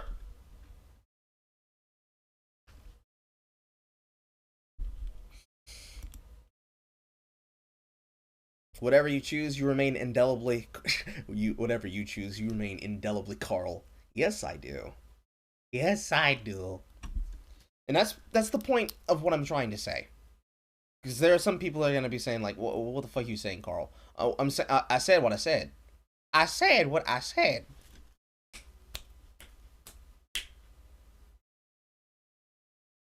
Regardless of how you express yourself, of what you feel inside, you have to, because I'm not that thing they're going to call me.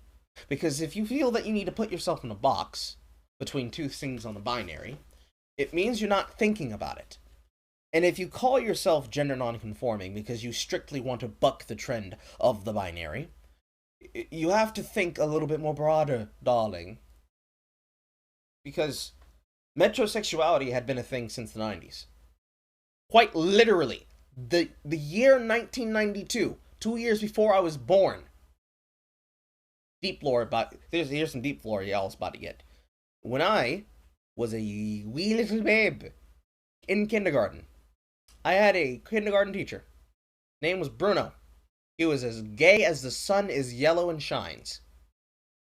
This man probably struggled for a while with the idea of a binary.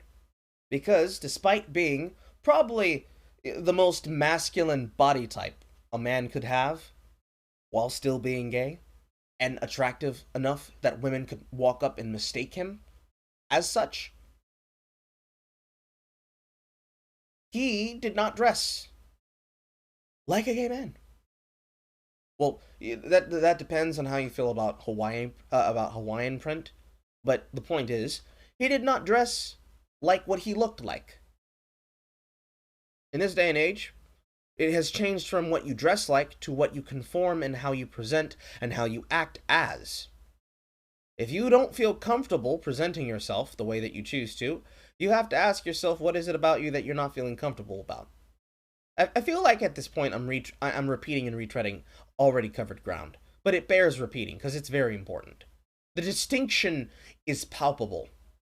You have to decide what you are and what you're not. And when you understand who you are, you'll understand what you're not. You won't be so fucking held back by a supposed binary. You'll instead just go with what feels good, what feels comfortable. If you feel comfortable like that, but you still feel insecure about it, well, that's a personal problem. Nothing I can do to help that. Only you can. There's no amount of pronouns and no amount of laws on a book that will help you feel valid if you don't feel valid yourself. You have to choose for your own self what is and what is not okay. Until you do that, nobody can help you. Not your friends, not your family, not the government, not your doctors, not your life partners, not even your own kids, if you have children. And that's depending on how you feel about birthing, or how you specifically feel about adoption and familial bonds. The point is, blood of the covenant is thicker than the water of the womb, and by it you shall be purged. Or purified. Take your pick. Or masculine. And I think as a non-binary person, non-binary people are actually in the front lines of deconstructing that binary and breaking down those systems of limitation and restriction that I think will allow all of us to be freer. So I'm just curious, like, what truly is your... I don't believe that. I don't believe that gender non-conforming people are in the front of the lines of breaking down those barriers. Because the people who are most often in the front lines of said war are people who are trying to grift off to that identity. Another video that's in the makings, by the way. Expect that one to be out this, technically sometime this week or next week. That one shouldn't take me very long, since I have everything that I need for it.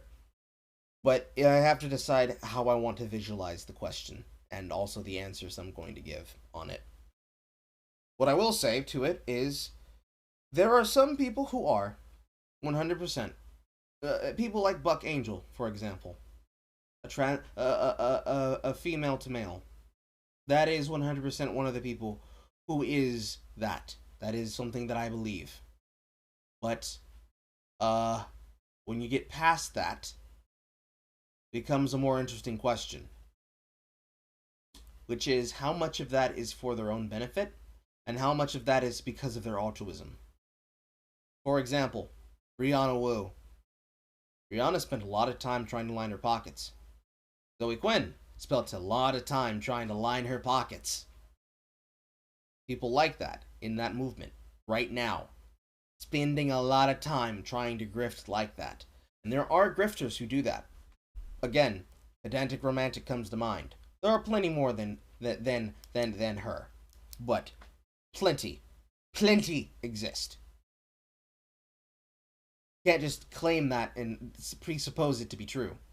I know that it's not true. I've seen it with my own eyes. Your problem with me because I'm fighting for you.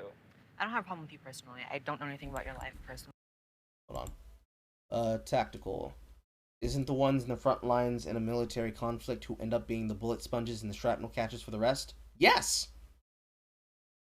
And as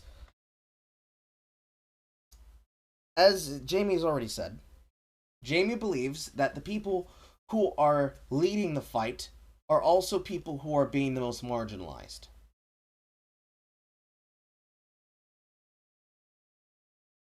I'd say that in your specific metaphor, it's the grifters who directly get a second, third, fourth chance by sacrificing those hapless frontliners. Yes, I was about to explain that. By Jamie's own logic, says the notes, because I have them. In Jamie's own logic,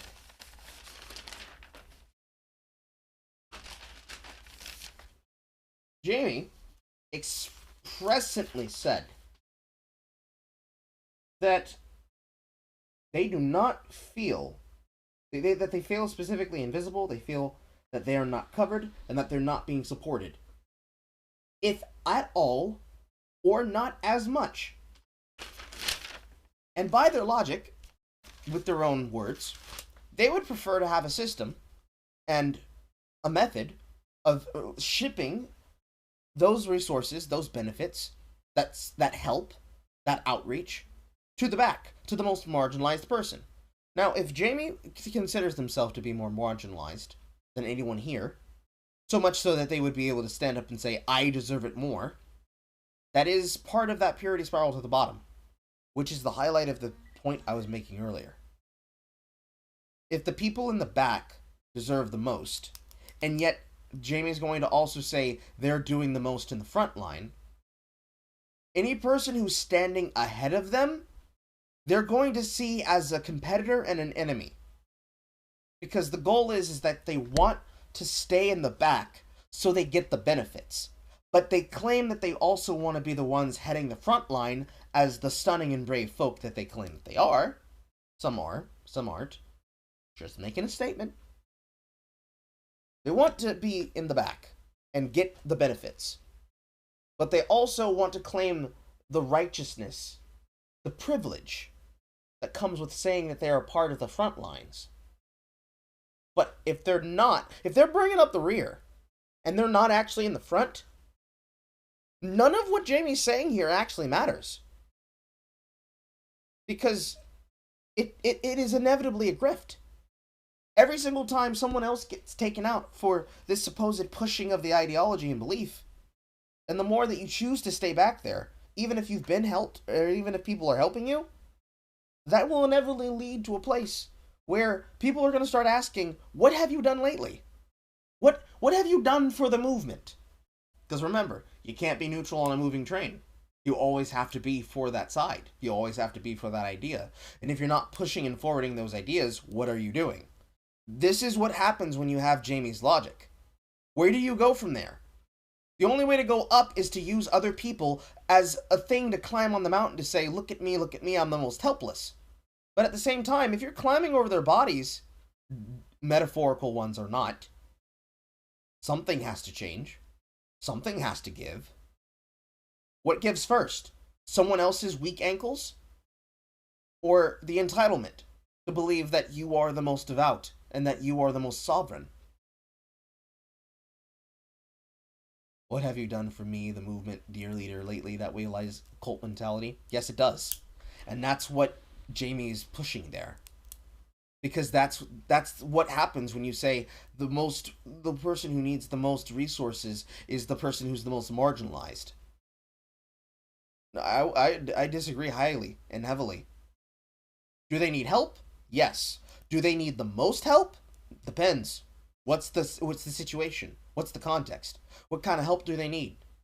Financial? Emotional? Sexual? Political? What kind of support are we talking about here? What kind of activism needs to be done for you to be laudable and eligible for said support? Who are you willing to undercut to prove that you deserve it more? Are you going to do that even when you don't deserve it? Food for thought. I would say what you said then about breaking down the binary, but you're kind of just automatically assuming that that is in the best interest of trans people, and that's what trans people want. I personally have never met a transsexual or trans woman who thinks that that is the way to go in terms of getting acceptance from the larger community. Okay, you're the first one. You're the first one. You're misunderstanding what I say when I say break the binary. I don't say like get rid of femininity, get rid of masculinity, get rid of women, get rid of men. I'm not saying that whatsoever. I'm saying open up the options, let people be and live and exist as their full authentic selves. People can already do that. You can do that right now. You can do that right now, Jamie. You're already doing it, Jamie. Who's stopping you, Jamie? Who's in your way? Out of these limits. I'm not here to limit anyone's options or say that you can't call yourself what you want. Well, you I told me earlier that I'm not Let me trans. roll it back. I have. There's a difference between calling yourself something and certifiably being that thing. When Blair says you're not trans, technically you could say yes, she's saying that you can't be that. But that's not what Blair's saying. Blair is saying is that you can take the identity all you want, but if there is no substance behind the flair, it's not the same. And that's true. There are gonna be plenty of people who are gonna be permanently mad 24, but that is what Blair said earlier. If you consider it them denying your experience and denying your humanity, that is again a personal problem, one that you have to talk out. Which basically you could say that this is them talking it out. This is Blair and Jamie having that conversation. The problem is that the conversation is not private. It's a panel question, and it becomes less an understanding of mutual self and instead apologetics. This is why I said what Jamie was doing was very, very on the nose and was very sus. This is sus as fuck. Because Jamie knows what position they are in. They know what they're doing. This is a power play. A power play in action. Linguistics 101, ladies and gentlemen. Best definition you're going to get for what it looks like. We all know that it's cognitive dissonance. There are some that might disagree. But this is cognitive dissonance in function. How do you feel about the binary? I don't think that we should try to break the binary. But I'm not saying we should break the binary. I'm saying we should open it up. But it is open. But you were telling me that I couldn't be these things. That's victimization. 101. It's a guilt trip. And it's also a very lazy Kafka trap. Very, very lazy Kafka trap. Because the logic goes very simple. If you want to define transgender as you have dysphoria, you wish to be the other gender, therefore you will change yourself to fit the image you have in your mind for what you want to look like, what you feel you are, and you want what is in yourself to match what is on your outside. If that requires surgeries, if that requires putting in the effort to appear and to attempt to pass, again, I am not the best spokesperson for this, so I am doing my goddamn best. God forbid somebody bring this up and try to take it out of context for fucking content. But you have to have these things. Sure, it's not a rigid checklist, but that's the first step on the list. You have to attempt and you gotta be about that life. If you're not about that life, you cannot claim it. It's theft. It's not yours. You didn't earn it. You took it from someone else. That's what Jamie's doing to Blair here. Jamie is asserting themselves over Blair by attempting to make Blair bend the knee by trying to win an ideological argument. Because it is an ideological argument. Both in that it is an ideological argument in formation in the head, and that this is something that is personal to the person's perception of themselves, and how they express themselves, and how they carry themselves, and how they self-rationalize what they choose to say they are, or what they choose to say that they aren't. Just me. Just an observation. An issue with trans people people that are not trans saying they're trans when they're not. That's what I have an issue with. By your definition of trans. Okay. Because I don't have an issue with the non-binary label besides me thinking, okay, there's not really a ton of science behind it. That's fine. I don't like how in the beginning you said that non-binary, you consider that to also be trans, and that falls under trans. Because I think that well, hold on. Because I think that again dilutes the message. It demedicalizes it, which I think is very, very bad for trans people. I think non-binary people need medical intervention as well. We need healthcare. We need and non-binary. And that's fine, but that's fine. And that's why I would say that I would hope that you guys would, if you're going to advocate for that, do it on behalf of yourselves and not try to squeeze into the T label, a label that historically we've. Thank you, Blair. Blair is saying exactly what I just said. Define it for yourselves and figure it out. Are still trying to get people to just understand and be halfway okay with. And it doesn't help when 97 genders are squeezed into the T label. Because at the end of the day, being trans is about, for most trans people, it is about, I was born as a boy, born as a girl, and I identify as the other. And what I find oftentimes is this conversation, a really good example of how non-binary people really dominate the conversation about being trans is that I will get comments sometimes on my Instagram, people accusing me of believing in 97 genders and all those sort of things that are touted by non-binary people just because I'm trans. That's a good example of how people don't know what trans is then, because trans people are transitioning from one to the other. I mean, this is a conversation. Thank you, Blair. Negrodonis. About language too, because you're saying most trans people understand transness as M to F, F to M as a binary. If you actually look at research, 50% of trans youth identify as non-binary. That it's a growing community. Trans youth.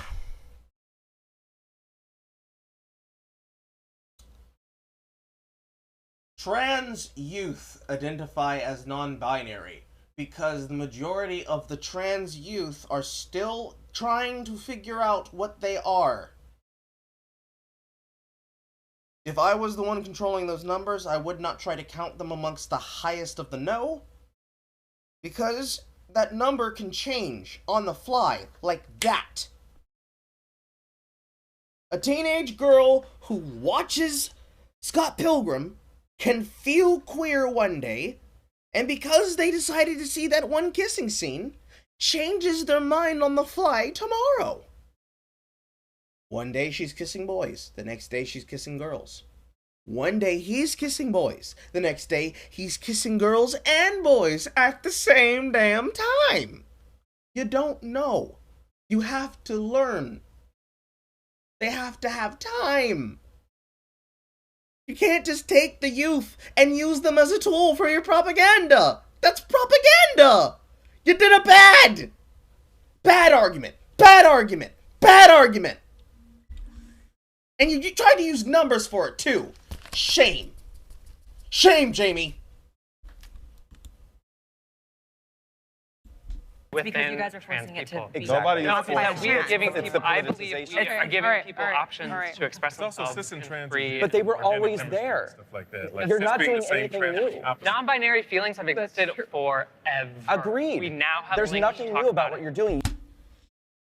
Okay, two things. Yes, they have existed forever. Non-binary has existed forever. It was originally the first intonations of what queer is meant to be.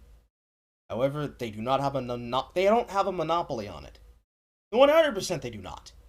100%. Like, all of this shit right here is proof of it. They don't have a monopoly on it because all of this could be made the exact same way for all of these other standings here.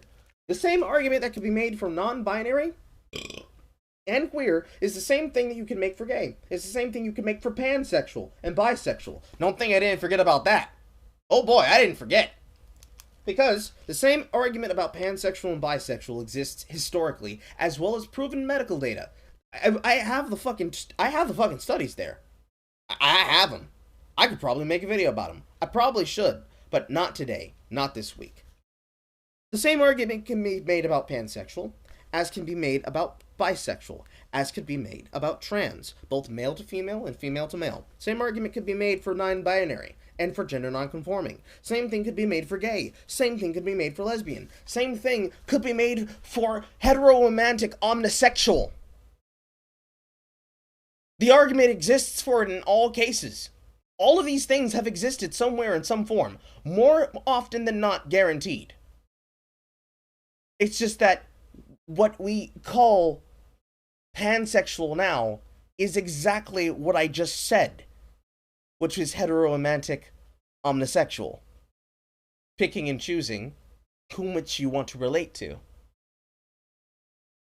It's always been there. Historic ancient cities and modern day politic have been unified on this. You don't have a monopoly on these words. You don't have a monopoly on that suggestion. It's not that it hasn't existed. It's that you have now gotten the ability to be able to dominate the conversation and take control of it and take away from it. Ever since the conversation shifted to the wheelhouse of Jamie, Jamie has absolutely dominated the conversation to the point that Raquel and Khalib have allowed them the floor to speak on their behalf, despite being, outside of Blair themselves and also Donnie, the other trans people and the other non-binary people, queer people, that have identified that have this position of the argument. Which, by the way, that means that Jamie's 100% going from the I don't care to the I don't know position to the illogical position, which is very interesting. This means that basically everybody else is against them. That is a weird outcome, but it's to be expected.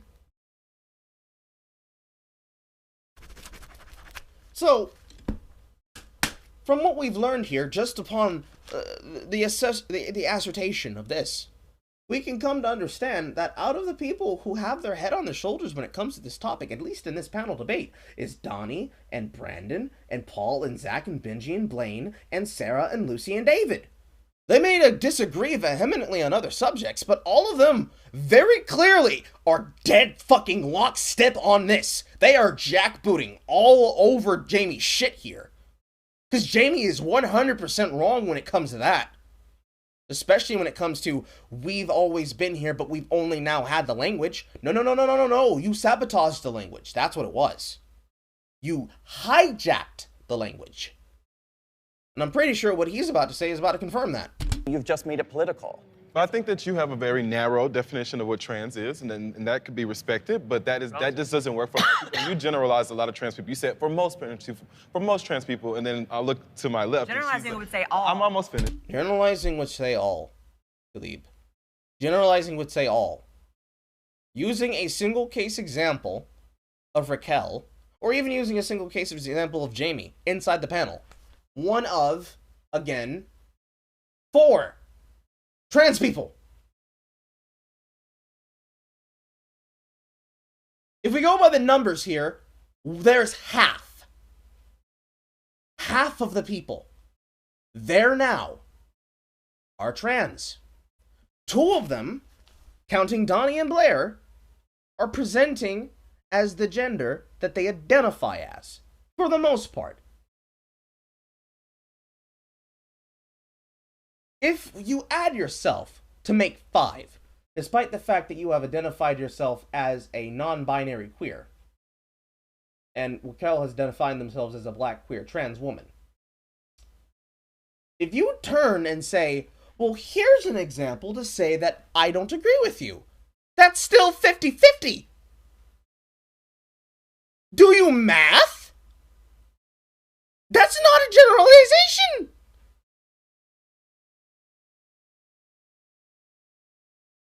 Because if we go by the numbers, Donnie represents somebody who has come across and has transcended from one thing to another.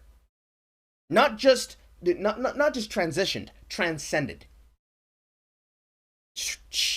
Because they were once lesbian and then became a trans man. That's 25%. Blair, absolutely almost everybody who's ever heard of Blair White should know her story. That's 50. If you choose to add Jamie in there, especially with the trans femme, that goes to 75. Because Jamie is obviously attempting to present as close as possible to feminine. Body posture, feminine. Clothes, feminine. Hair, feminine. Jaw structure is not doing you any favors, but you trying. You're trying. You're even crossing your legs. Obviously, Jamie is presenting, or at least trying to, pass as feminine. Now, how much of that is them choosing to be non-binary and also a femboy is to be determined. But they explicitly use the word gender non-conforming and trans femme and asexual. So what I could be seeing quite literally could be rationalized to be but not to be. It is Schrodinger's transitioning. They are both trans and not trans at the same time, and they get to decide which one they are at any given Sunday. Does no one else realize how confusing that is? Because if we truly go through that, and if we take Jamie out of that number goes down from 5 to 4. And concerning that Khalib is just all over the place. When Khalib turns around and says, well, here's an example to prove my case, we now go down from 75% with 1 contrary to your favor, so 1 abstained, to 2 against, 1 for, with 1 advocate, because you don't count. It throws it all in fucking chaos. Because you're claiming a generalization that doesn't exist, with a generalization that doesn't make sense. Because now you're taking a fringe case and you're using it to define the rule. That's not how you use that. You don't use exceptions to define the rule. The rule exists so that you can recognize the exceptions. Raquel would be the exception here. You could also include Jamie there. Jamie 100% would be an exception, to the point that it could be not just an exception, but an exclusion to the rule. Because it exists in a nebulous place that you cannot define until they define it. And considering they use the word asexual, it can't be defined. Because then there is no gender there to be assigned to begin with anyways. Thus, the logic comes crawling in back around again and divides by 0 once more. It's nonsensical. It's the most abstract you can get on the greatest form of abstract. It's the equivalent of it is watching water and watching a big old plunker swirl around the drain for about 5 hours. It's an asymptote. The further you try to define it, the ever closer you will reach to never defining it. Actually, no, that's worse. It's an electron cloud. If we know where it is in the cloud, we know that it's not there. If we know that it's not there, we can never then be able to determine in the cloud other than knowing that it exists there. To define it and to discover it removes the ability to understand it.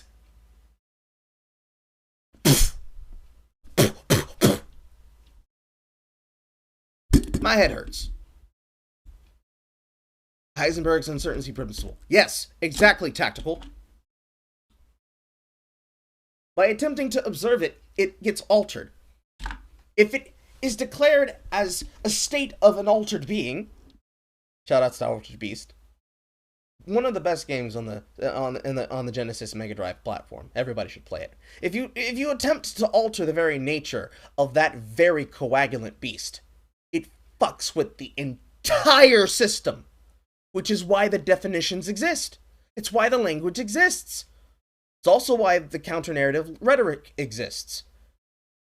If anything, the last 5-ish minutes of this video is rhetoric demonstrated, observed, and executed perfectly on how to hijack an argument. It's flabbergasting. Honestly, really. I am speechless. And I looked to my left, and she was like, well, she doesn't agree with you. And also, all of my trans sisters and all my trans brothers that I have in my life. Relevant to this conversation. It's more important to the greater experience. But in this panel, right here, right now, for the point that you are trying to make, irrelevant. support me, and they know I support them, and they want me to come along with them on this journey as a non-binary person, because they know that in order for any of us to be free, we all have to be free. So that's where my perspective is. So I know your perspective is different. Thank you for that. You're Thank free. you, darling. Thank you, darling. All I right. appreciate that. Don't tell me what I am. Good. I know that. Oh, the sass. The sass is the thing that kills me. It's the attitude and the sass, especially with those two. The most dislikable people on the panel. They are more dislikable than Jamie. I don't know how that's possible, but it is. This conversation has been hard for some people. I know that you're probably going to go home and you're going to think about this. And I want to thank you for being here, because it's not everybody who's willing to engage in these kinds of conversations. This is a difficult thing to do. And I have immense respect for each and every one of you for showing up. I really do. So thank you so much. Thank you. And with that, Thank you. Thank you. I think we're going to wrap this up. Thank you. Oh my God, I missed my pants. Jesus Christ. Nice meeting you. Yeah. Zachary. Oh God, I didn't even ask. Yeah, sure. Oh, ain't that nice? Yeah, this is good. This is great. This is nice. This is nice. And yes, very clearly, you can tell by the people here. Donnie, down in the ditch with our boy. Our guy. Our guy. Our guy. And yes, Raquel 100% supporting Jamie. This is also nice. Some people gonna be out there, but I'm not a train of hate. I'm not a train of hate. But yeah, damn, shit, fuck. There are a lot of things to talk about here. Lots of things to talk about. Where to begin? Where to begin? Other than with the notes, which I hope I didn't rip up by throwing on the ground. Yeah, I did. It's almost all the way off the page now. I'm gonna have to get some tape for this.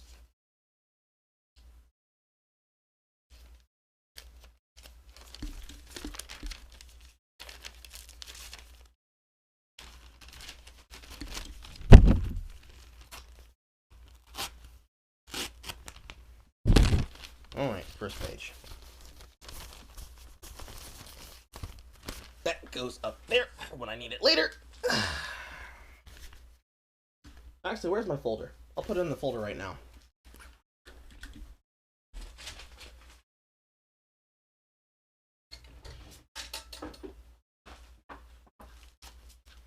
This goes in my notes folder. And my notes folder is Yu-Gi-Oh! First season. Only.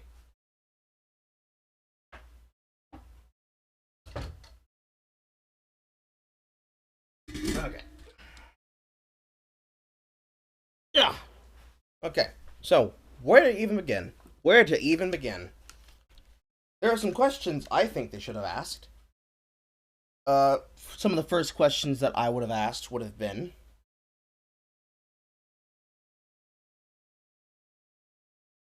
what in the lifestyle of the rainbow sexuality, the LGBT community, what lifestyles are looked down upon?